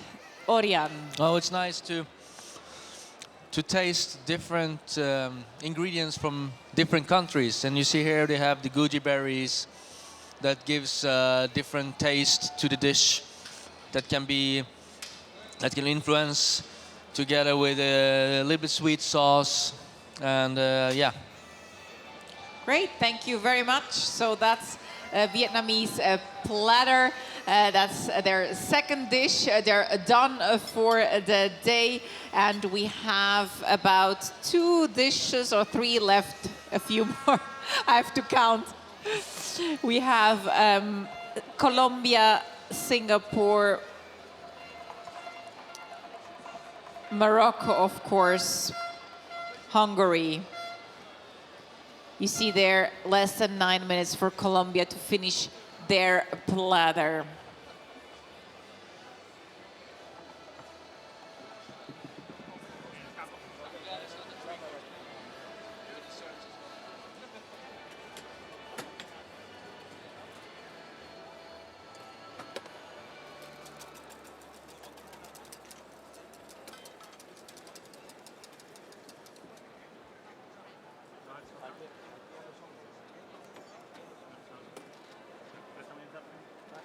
So while we're waiting for the next dishes to go out, Orion, I'm also curious to know a little bit how the job as a chef has changed, you know, throughout maybe since you began, maybe with social media. What do you see there? How is your job as a chef evolving? For all our marketing now is social medias, and it's super important to be out there and show your product for your guests. And if you don't do it, you don't get any guests. So I think it's... Is that the case? Almost. Yeah. Especially for us living in a small island, in a small destination outside a big city in Oslo, it's very hard to get guests if you don't are visual, you know. And also for the trends of food, I think it's sustainability is like a very important thing now, but not only sustainability in form of ingredients, it's also sustainability in form of economical sustainability for your business. Yeah, for your business, for your staff, to have a future for your staff, that they know that they have a job next year, you know. So you need to really think about your economical sustainability as well. And when it comes to the food, we had a time where it was a lot of things happening around the actual dish, and now it seems that it's coming back to more focus on what's on the plate and less focus on the staffage. Okay, so simplicity? Simplicity is a key word, especially in the Nordic kitchen now. It's a lot of simplicity with maybe a protein and a perfect sauce, or a green. Well, very interesting. Yeah, I can imagine also many chefs also almost become or are already. Many of you are influencers, you're stars. I can see how people want to take pictures with chefs here as if you were like coming from Hollywood. I think you need to be a role model for future generations, for our apprentices that want to be chefs in restaurants, and we can use Bocuse to help them into restaurants, and not only in competition. And I think it's important to have the mix between a job and a competition, so we can get all the new techniques that we do in the Bocuse into the evolution of restaurants for the future. Thanks so much. Well, in the meantime, we received Morocco's first plate here in the studio. Morocco's fish plate has been served to the judges. So we'll be tasting that. You see it there on your screen. Yassine Bogdad is the candidate. And we're going to dig into the medaillon of lean and lobster rafraici with celery branch. In the meantime, as I mentioned, social media, of course, if you have impressions from Bocuse d'Or, be it from you at home watching the live stream, taking selfies of it, or here in the room, feel free to tag Bocuse d'Or so we can also see what you are enjoying, how you're watching the live stream. Let us know. If you have any questions for Orion, shoot me maybe a message, or Orion, and we'll either comment today or tomorrow, as you will be here tomorrow as well. We can look at that. So Morocco's first plate came a bit late. What's your take? Yeah, Morocco is the winner of the African selection, and I feel sorry for Morocco today for not could deliver on their time, and that also affects the food, unfortunately. You know, you will have a little bit more when everything stands for almost 2 more hours. It's hard to be top, you know. So, but they made a good effort. I can see the job they have put down in the techniques and in the taste of the sauce. But unfortunately, it gets some coldness, you know, and it gets a little bit drier. And yeah, unfortunately for Morocco, they need to deliver the last. So of course they had a bit of time. So, the food. Nevertheless, you said in the beginning that some of the plates were cold as well, and they were not late. So temperature was not only an issue when you were late. no, temperature is very important in this competition, because everything, as hotter you can get it, the more it tastes, you know, especially if it contains fat, and it gives different consistencies, juiciness, everything. So it's a key for winning the competition. It's a key of temperatures, 100%. Thank you very much. Kitchen number 11, Colombia, has less than 3 minutes to go to finish their platter. Yes, indeed. Thanks, Tanya. Thanks, Orion.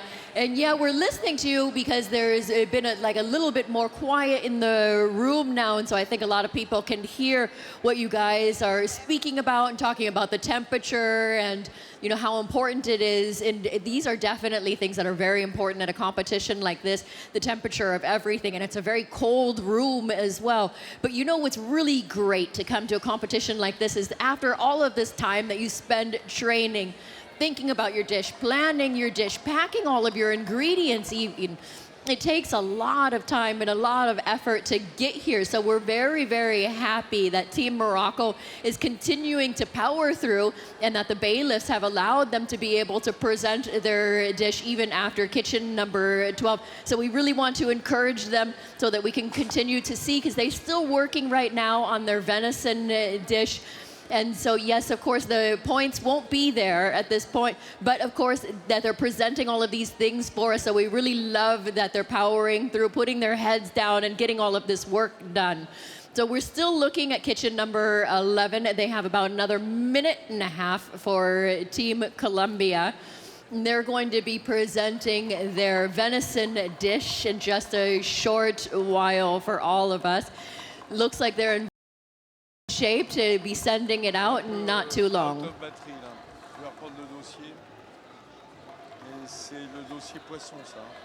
The Colombian supporters have one flag in the air and a few small flags. Now is your time to fill up this auditorium with noise, Colombia.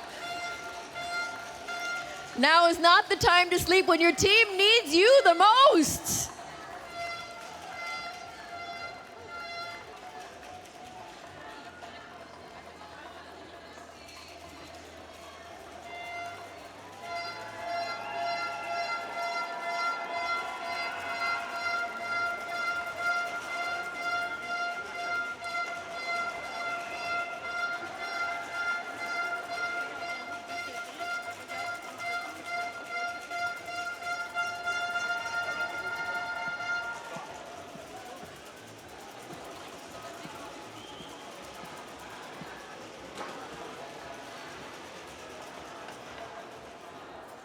We're gonna count them in. This is kitchen number 11 for Team Colombia. 5, 4, 3, 2, 1.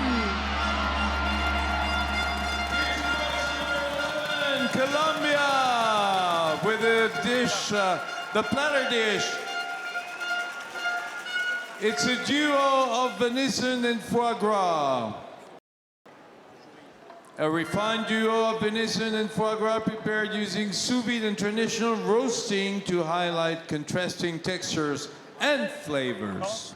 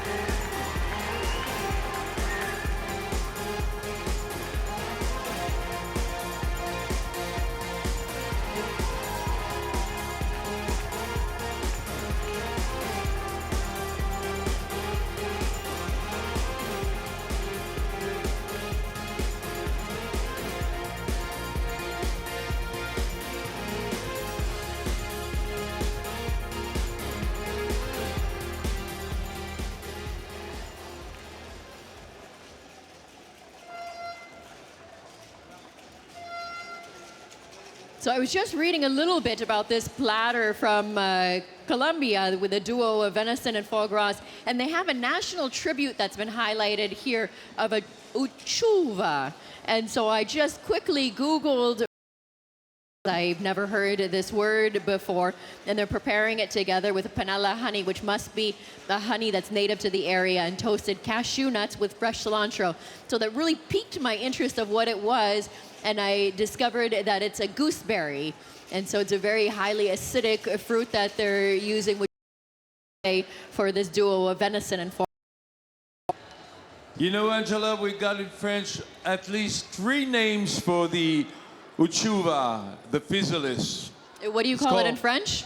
In French, it's called physalis, which is the same name, but we'll call it amour en cage, love Amour en in a cage. And we call it also le coqueret, like a little rooster, un petit coqueret. I love that. I love amour en cage. Amour I feel en this cage way. is beautiful. Love in a cage.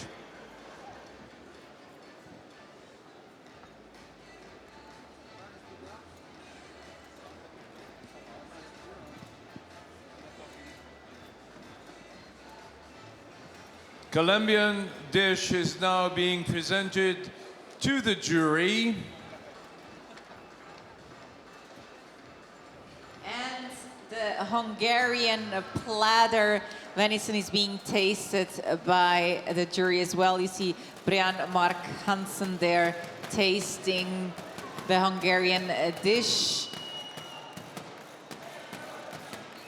The Hungarian feast, I must say. That's the name of it. And here you see now the recipe up on the screen. And when Roland Kellerman created the dish, he was reminded of his childhood when he would go to the garden of his grandparents and harvest the William pear and sour cherries.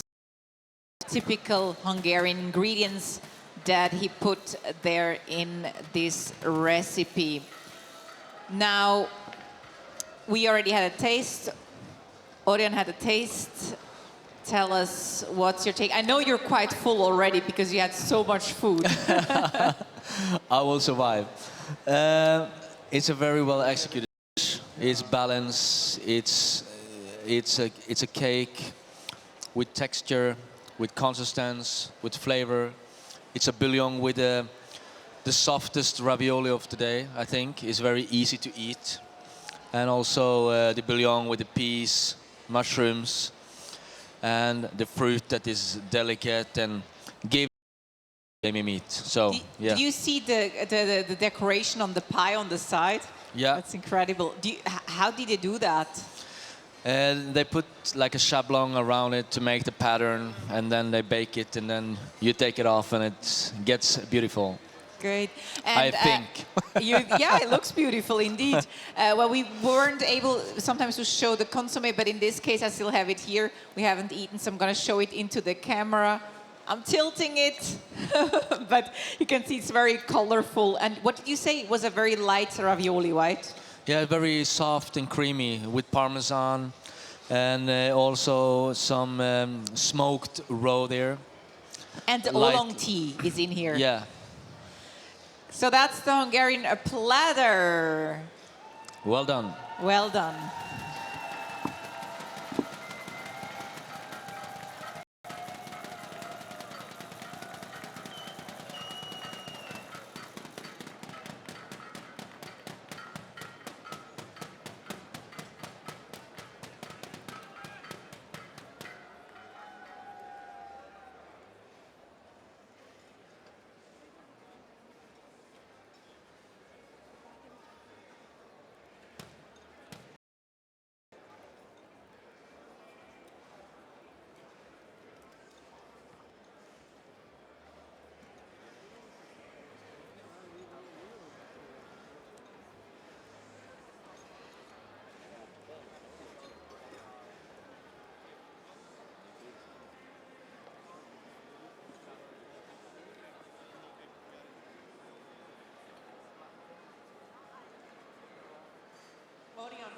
Tell me, when did you decide you wanted to become a chef? I mean, now we know that your family is all in gastronomy, so probably got a lot of influence, but was there like a key moment, maybe as a child or so?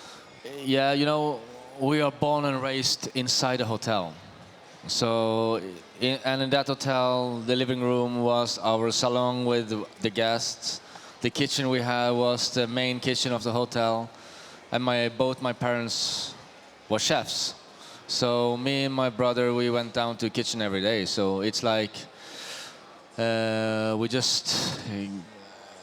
was just like that, you know? It just happened to be a passion for life. That's actually really nice. So there was no distinction between private life and professional life in your family. Probably it was like you would eat with the guests, so they were part of the family in that moment. Not that bad, but Okay. but almost, yeah. You will meet guests every day in my childhood, so you learn the hospitality. You learn how my parents worked in the kitchen, and we needed to help, of course. And then after a time, you started a school, and you find the competitions very eager to do, and I found my spot in my culinary life too. I was a very fan of the competition, so yeah. So you like that competing element of cooking? Yeah, I liked the tempo, the pressure, the delivery on time, the techniques that you can do in these hours, and of course presenting it for a jury that will give you points, and actually on black and white how good you are. Yeah. So you actually, sometimes you do jobs that you don't get a lot of appreciation, and here in this case you're always like judged and you get instant feedback You for get your work. mark, and you know where I'm not good, you know? So You also get that from your guests though. yeah, some of them.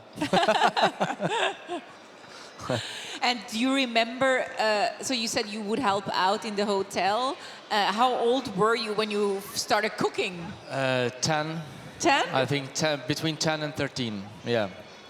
And of course, we always started in the dishwasher area. And what about your family? You mentioned that you have a daughter. Is she also such a fan of gastronomy? Do you see a tendency already, or not at all? She have a good nose and a palate, so, but not so much yet in the culinary front, but sometimes.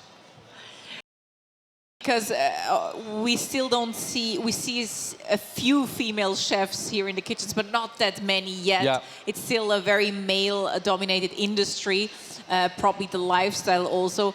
But do you feel that there's a bit of a change that there are some talents, more female talents that are now up for? 100%, and especially in the restaurant business now in Norway as well, when it's coming more female chefs that, you know, I love working with female chefs because they have more structure, they have a more feminine touch, some of them. And to see Stephanie from USA today competing for the country, and it's fantastic. Mm-hmm. Yeah, it's all about bringing different perspectives as well. Yeah, it is. Great. So thank you very much. We'll see Colombia's platter there being cut.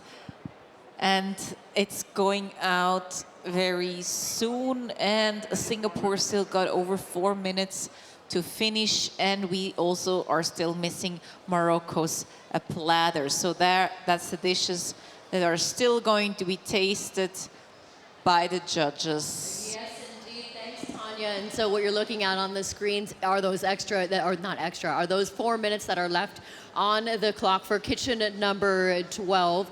And that is the kitchen that's in the far corner here on the stadium floor.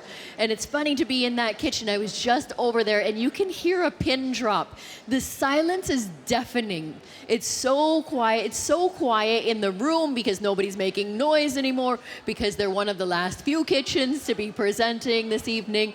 So people are tired from cheering all day. And so it's very quiet in the kitchen because they're so prepared. They have done their dance. They have measured out each step. They have measured everything. They've done this more times than they want to count at this point of time. And so they know exactly how their timing is, and that's why it's so quiet. There doesn't need to be a lot of interaction at this point. You're looking at those platters. They know how it's going to behave. Happening.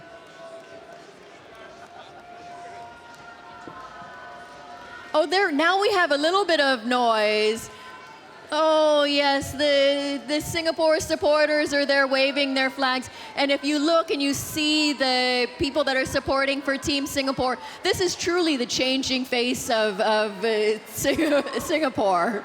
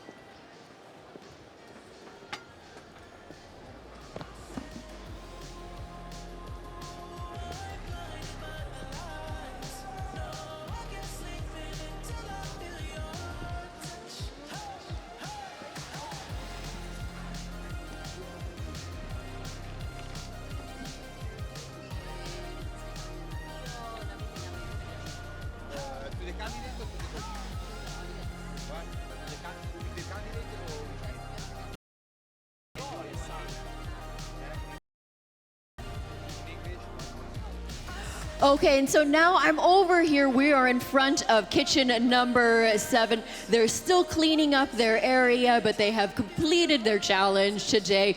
And so now, as the candidate is in the back working very hard, I have Coach Alessandro with me. Now, Coach, tell me, how does it feel now at the end of the day? You're decompressing a little bit. Tell us a little bit more about your struggles today and what you've been through.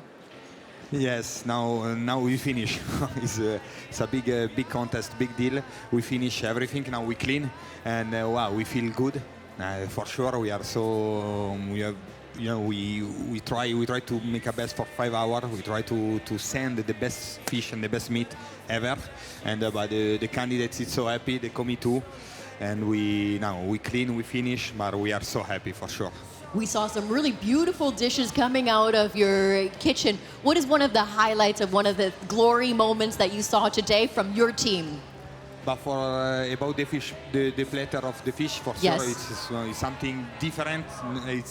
And the meat is the best moment, I think, in the Bocuse d'Or. When you send the platter of meat, is something you too emotional, and you know you understanding you finish your work in the kitchen after you have the service plate. But you know, it's amazing moment. I think the platter is the best one. Yeah. Thank you so much, Alessandro. Thank you Thanks. very much.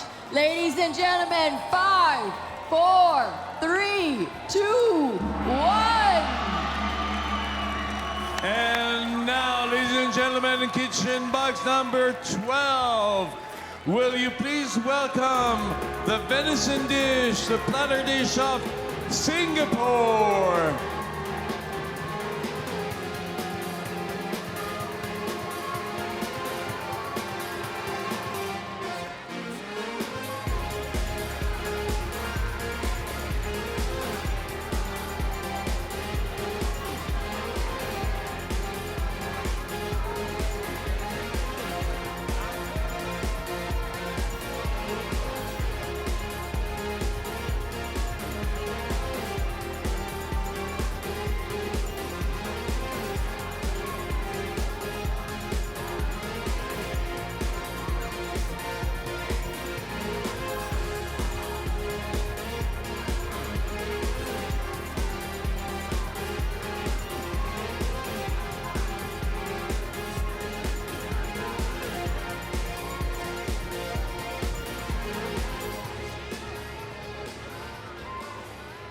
Ladies and gentlemen, the meat dish of Singapore, the roe deer nidados of Matthew Leong. It's a homage to flavors of Singapore and richness of Nordic forest. That's a funny mix. Roe deer saddle is complemented with a braised shoulder tourte, while Singapore spice green mango and candied pomelo reflect the brightness of Southern Asia. Inspired by gardens by the bay, flour dumplings and smoked Japanese tea consommé elevate the dish with a floral and smoky harmony. The finishing touch of yuzu zest ties together the celebration of cultures.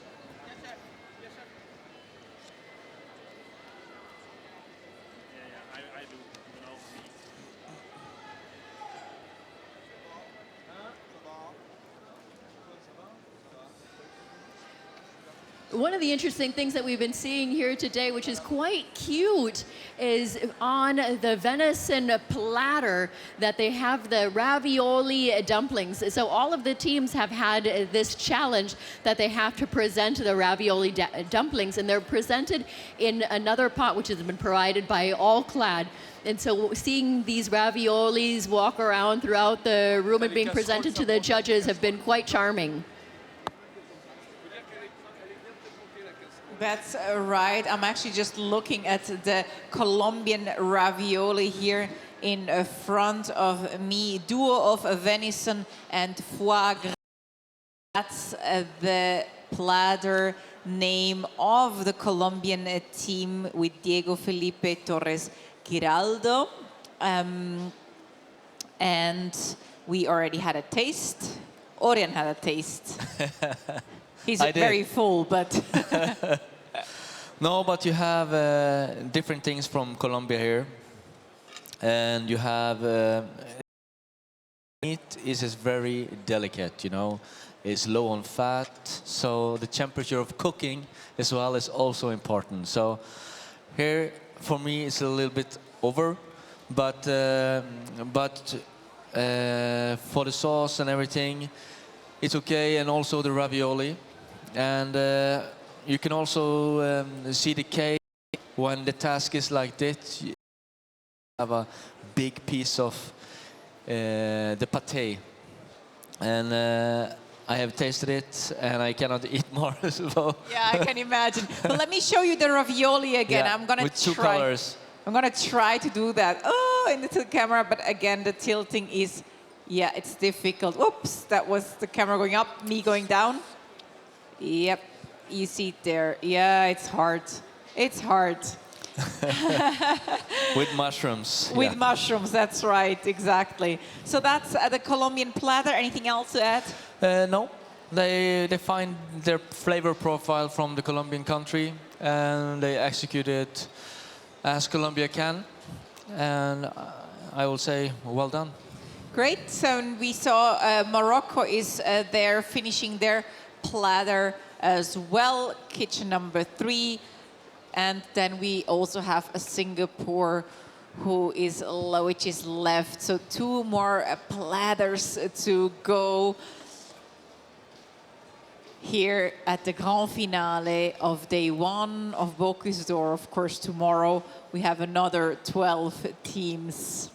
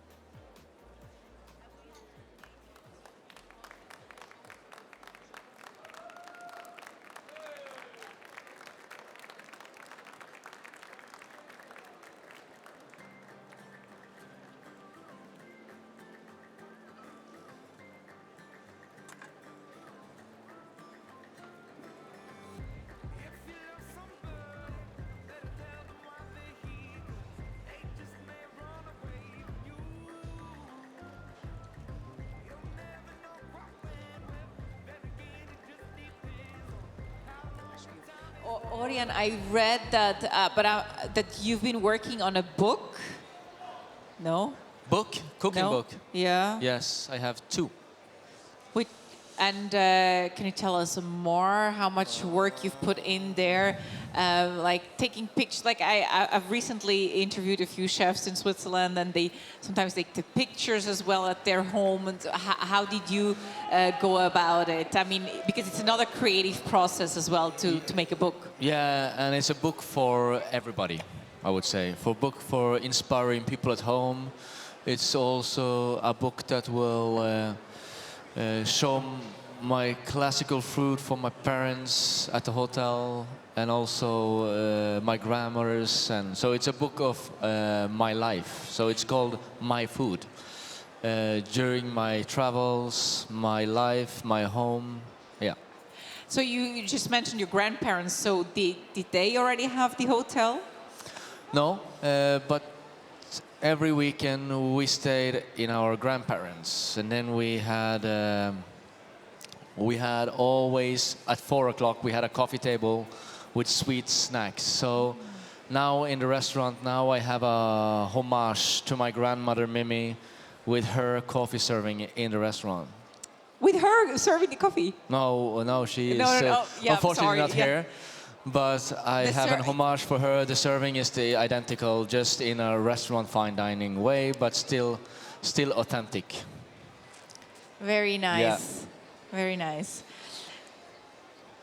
And what does a chef cook when you're at home every day and... My wife cooks a lot for me.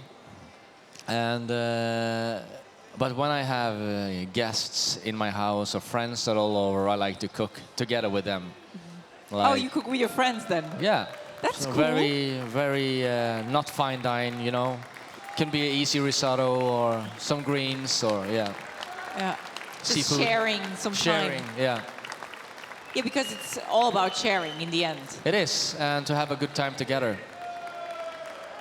We can hear some fans over there cheering for Morocco as their platter seems to be ready to be presented to the judges.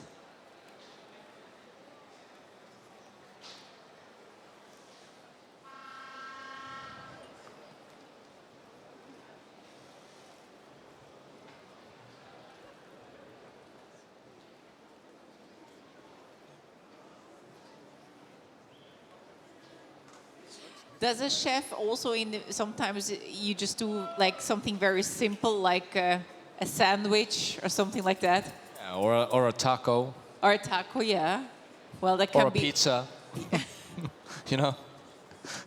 Do you do, like, can it be simple margarita or does it need to be... No, it can be simple as well. I think all chefs in here is the same as everybody else. Like, good food, easy food sometimes, and if somebody cooks food for them, it's even better. Because you're so often in the Tanya, kitchen. I know you guys have like veered off course a little bit talking about pizza and sandwiches. And so I'm down here on the floor looking for some of the teams that have already finished, that have started cleaning up a little bit. Just kind of want to check in how the day has been going. And so now I'm here in front of kitchen number 10 with Coach Laszlo from Hungary. How did it go today, Coach? How are you feeling? It was really nice. A little Thank higher. you. I enjoyed it. It was really nice, quick, and we pushed it up. So It was quick, right? The day yes, went by quick. super fast. Yes, 5 hours, half is gone. Exactly. So what were some of the highlights for you today? What were some of the magical moments that you saw coming out of Yes. your kitchen? The first 2 hours, it was the most busy, I think. So, and the serve, of course. And then what are one of the dishes or the garnitures that you saw that your team just like, that's it. They did that one. They nailed it. Yes, it really, really focused. So every minute is timing, Yes. and it was perfect, I think. Yes. Oh, fantastic. Okay, good job, Team Hungary. We're looking to see, how you guys do tomorrow at the award ceremony. Go ahead and let you guys continue cleaning up and Yes. getting ready for the end of the day. Thank you so much, Thank you Coach. very much. See you.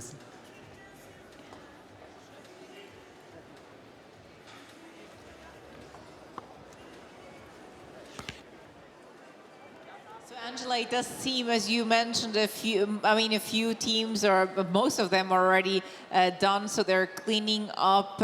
We also hear that it's quieter in the auditorium because a few fans left already because their teams are finished. They, of course, came to support their country. But in the meantime, others came in just maybe out of curiosity to see what is going on. What was the question? No, I'm just mentioning that everything quieter. As you mentioned, teams are finishing up, cleaning up the ones that are done, and also the fans, some of them left because their countries are done. So yes, exactly. That's why it's getting a little quiet in here. Do I have enough time for another interview? Of course, go ahead. Oh, I don't know how long we have before the venison dish from kitchen number 12 is presented, but now I'm in front of the kitchen with the coach from New Zealand. I'm just going to hand you this microphone. Ken, how are you doing? How do you feel? Very excited. We had a very good day and we got up just on time. What were some of the highlights for you today from your kitchen?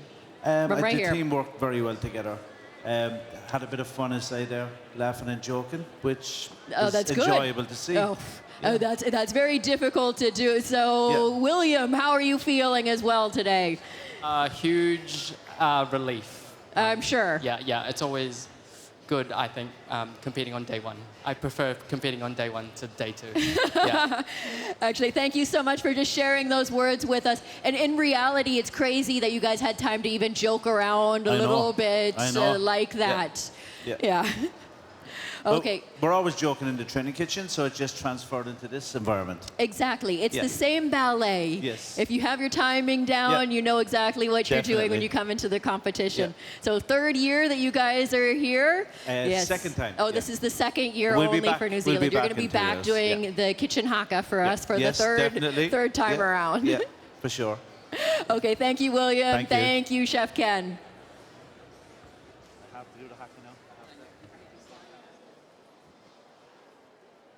Okay, so now we have about 1 more minute before Morocco presents us their venison platter. They are just waiting for the timer. It looks like they're looking around as well, also waiting for us to count them in, so I'll wait for a countdown. We have in the other corner, Team Singapore is still plating their venison platter. They have a bit of an audience over there. You should interview that guy over there. The big Viking there. You should interview him. Okay, I think we have like around 15 seconds for Morocco. 9, 8, 7, 6, 5, 4, 3, 2, 1. Morocco!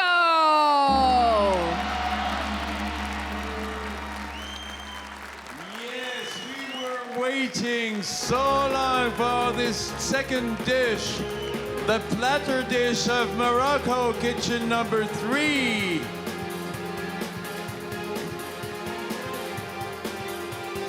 And the Moroccan supporters are still here. That's lucky. Yes, fantastic. The Morocco supporters, here they are right here in the front. They never left the place. They always Exactly. believed something was going to happen. And it did. Morocco did a great job. They had some setbacks today, and then now they've presented their venison platter out to us.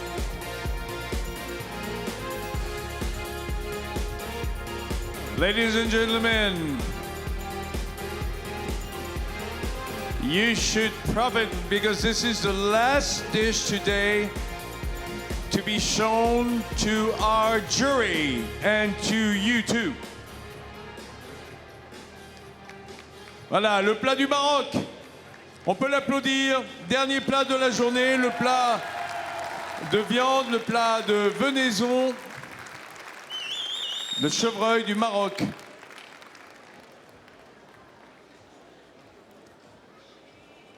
Le président est Soulami est satisfait. Hein, They il est have content. done a Voilà. beautiful job with this venison platter. And of course, you see also that the kitchen jury is bringing around their raviolis presented in a much more original way. This is lovely to see how the ravioli is presented.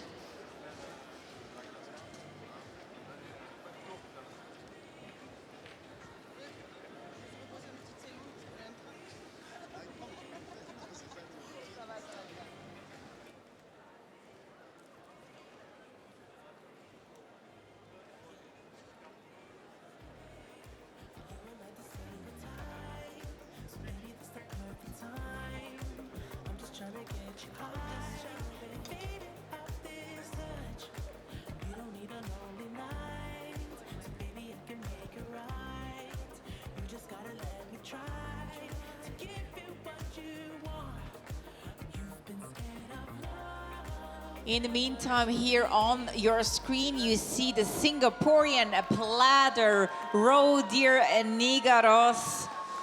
The recipe being shown there.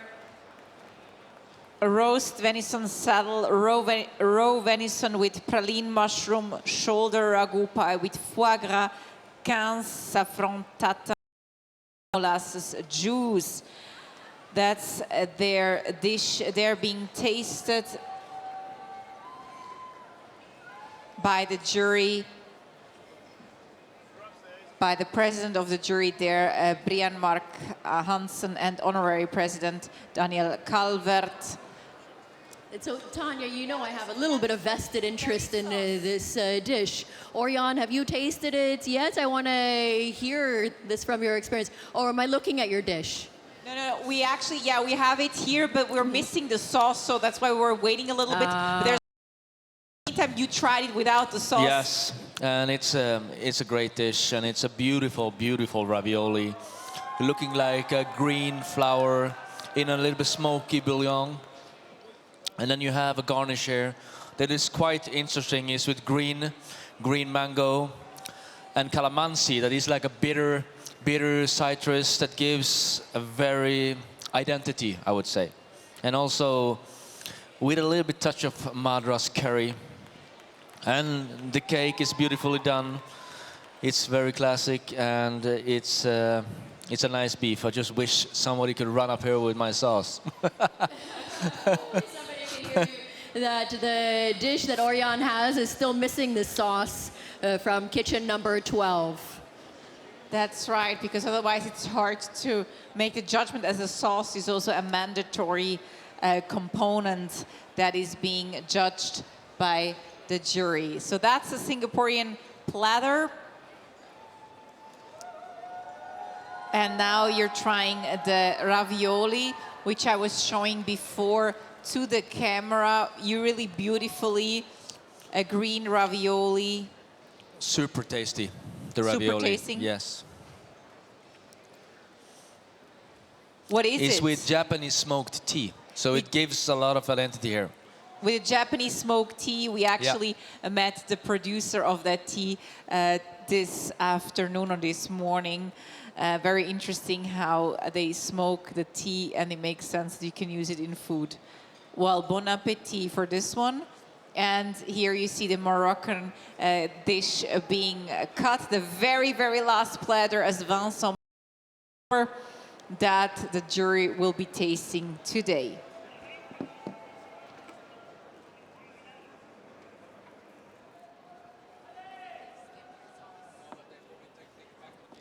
In a minute from now, the jury will be finished. And they'll be leaving the stage.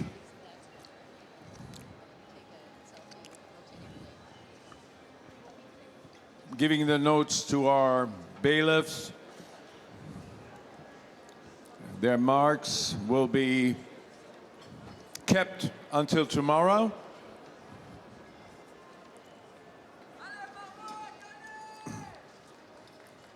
On your screen, you can see the cutting of the venison filet by a Moroccan team.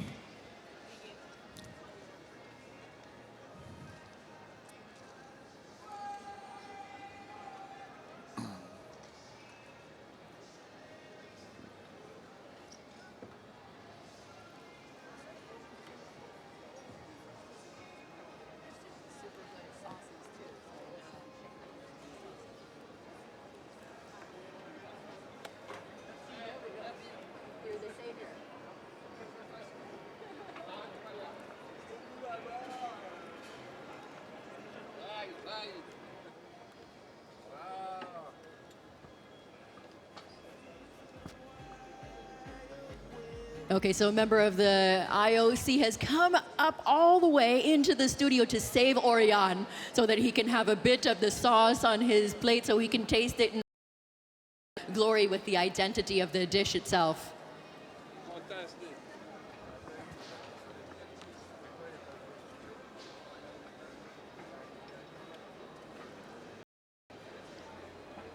It's very nice with the spices, the sauce. Dear President, oui, qu'est-ce qu'il veut celui-là encore? We're supposed to have.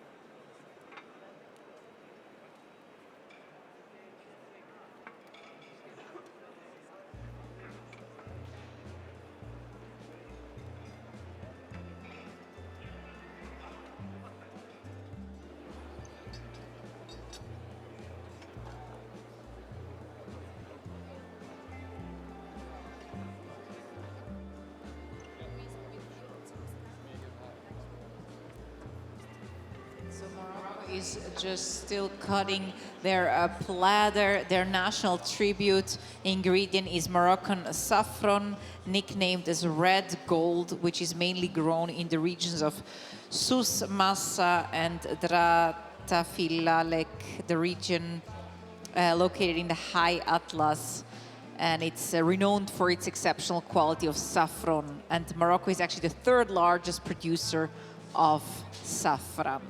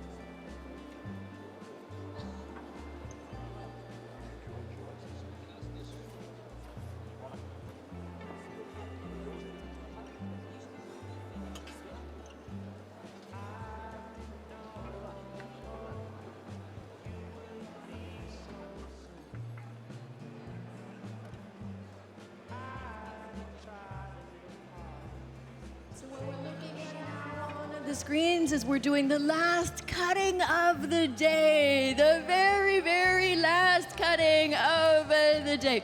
The jury members are waiting intensely to try this last venison. They're gonna mark the venison as well. The team is saying it's very beautiful. I'm here with the supporters for Team Morocco.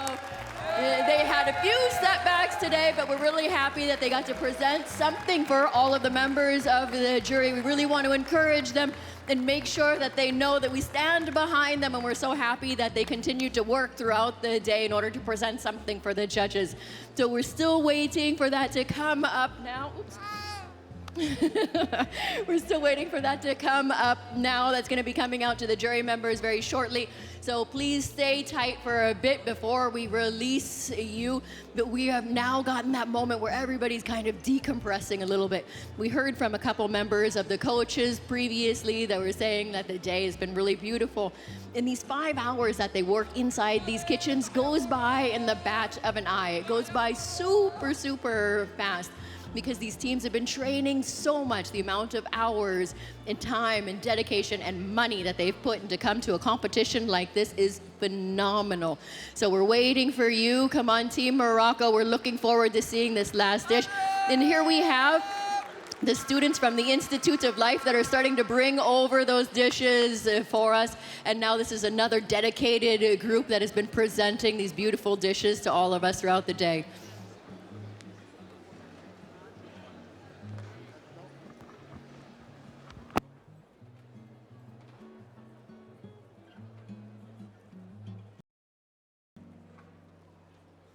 Pensei em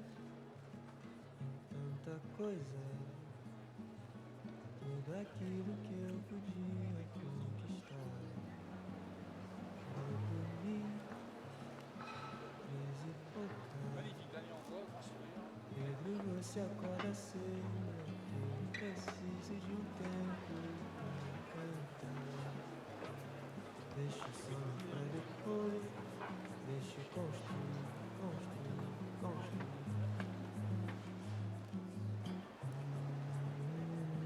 Deixa tudo pra depois.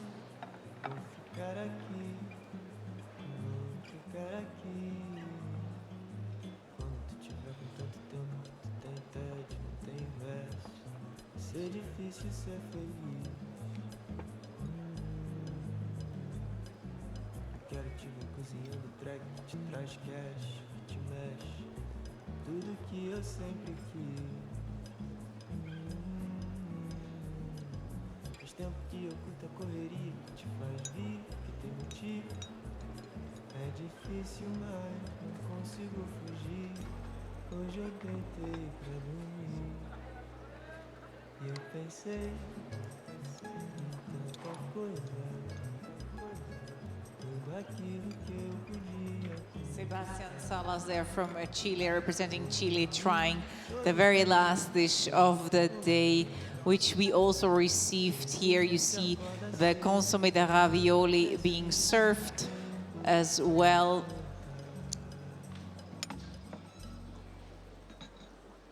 And here in the studio, we had a taste of it, the very, very last dish, to be commented here by Orian, our Norwegian chef, winner of Bocuse d'Or in 2015, here in the studio with me.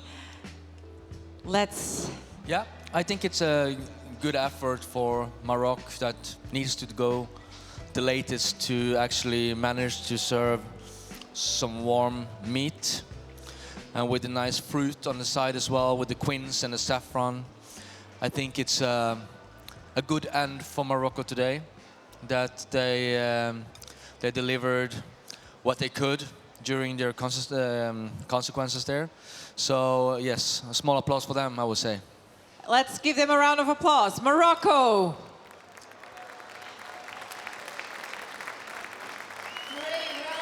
Encouraging applause for Team Morocco!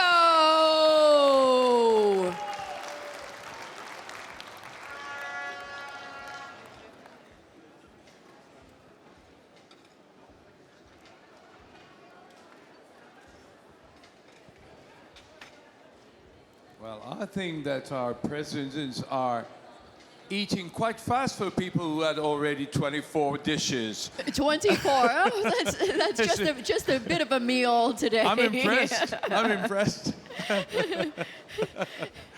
You're a dish athlete, Daniel.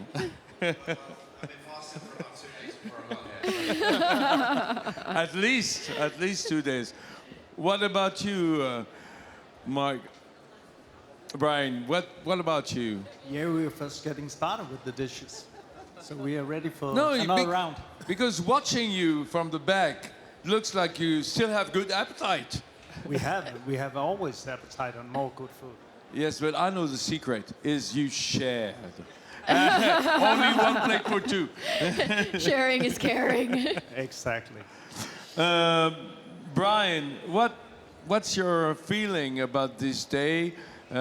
It's not your first edition, as everybody knows here, but the mood is different when you're in front of the contest. How did you feel before coming and living this first day here? It's quite amazing. It's amazing every time at the Bocuse d'Or. Everybody is happy, and it's so nice to be surrounded about all the best chefs in the world down here. So it's quite amazing. Good mood, good vibrations. Daniel, who was the person who asked you first to come here today and be president of this jury? Honor. Well, I think, you know, I met Monsieur Jerome Bocuse many years ago, and I, you know, we had a great year at the restaurant last year, and maybe he must have seen it from across the world and asked us to join. Is that your first time here, or did you come before? No, I've been one time before, 2017, when Matthew, my friend, he actually won the Bocuse d'Or. So I've only had great experiences here. Yes, and how do you feel today to be in the center of the scene, of the stage? It's quite surreal to be up here tasting everything, to be honest, and sit next to Brian and amongst everybody here to actually give verdicts on everybody's hard work is incredible. But it's been amazing to see the work. Something else for the people watching us, they always wonder if you feel a real responsibility, because everything seems so easy between the chefs, you know, your colleagues tasting in the jury, because you know each other and you meet in great events, but do you feel a real responsibility tasting here? Yeah, absolutely, because these contestants have been working for 2 years. They've given their life for 2 years to create these dishes, and it is not easy. The conditions in this stadium are not easy. The competition is not easy. You know, things go wrong, things go right, and I think you have to be respectful and responsible at all times. I think that better than anybody, you all big chefs, great star chefs. You know exactly what's behind every piece of garnish, every piece of meat, every piece of fish. You know the job that has been done to reach that. Does that impress you today? I think that when something impresses you, it means it must be very good. Oh yeah? When something comes to the table and has such an impact, you know it must be very good. You prefer it to be smooth? I mean, just gourmand, just delicious, good, hot, delicious, and perfectly seasoned. That's enough for me. Hey. Oh, just that. Just hot, seasoned, perfectly delicious. Oh, just a few things. I'm going to ask you a trap question. Did you taste today something that feels for you better and more delicious than your dish 2 years ago? Oh, I have to say no. I was expecting that. I was expecting that. Meaning that you feel that nobody has reached your level yet. Not yet, but they will come. You're not ready to hand over your crown. Never. He has it, he keeps it. Crown in Denmark is sacred. You know, I think what we have to do at this point of time, while we still have some members in the audience, let's have a huge round of applause for everybody that's Pour ceux competing qui sont with us encore là, on peut today. applaudir les présidents du jury, le jury de dégustation de la viande, du poisson, et vous remercier de nous avoir accompagnés toute la journée. Thank you for having been here all day long, watching people eating while you were not. So thank you guys so much. Members of the jury, once you're finished tabulating all of your scores, you may go ahead and get up. You are released. Honorary president and president of the jury, you also are released once you are finished joking around with us. Somebody will. Do you have the keys for the handcuffs? And Vincent Ferniaud there on the floor for us throughout the day. Thank you so much. Now here in the studio, I would also like to thank Orion Johansson for being here throughout the whole tasting. Thank you so much. Maybe a quick word from you. How was your day? It's a beautiful day. We had seen many great countries representing, and with a culinary food on a high stage. And I've seen something new. I've learned something new, and I was surprised. Great. So it's a great. Thank you for having me, Tanya. Thank you very much for being here, and it's nice to hear, of course, that you got inspired and surprised. So we're curious to see what's coming up next from your side as well. All the best. Enjoy the rest of your day. I know you're skipping dinner, so hopefully you have good food tomorrow again. Thank you very much, Orion. Thank you, Tanya. We'll be right back with another final interview in a few seconds. In the meantime, a few images here for you.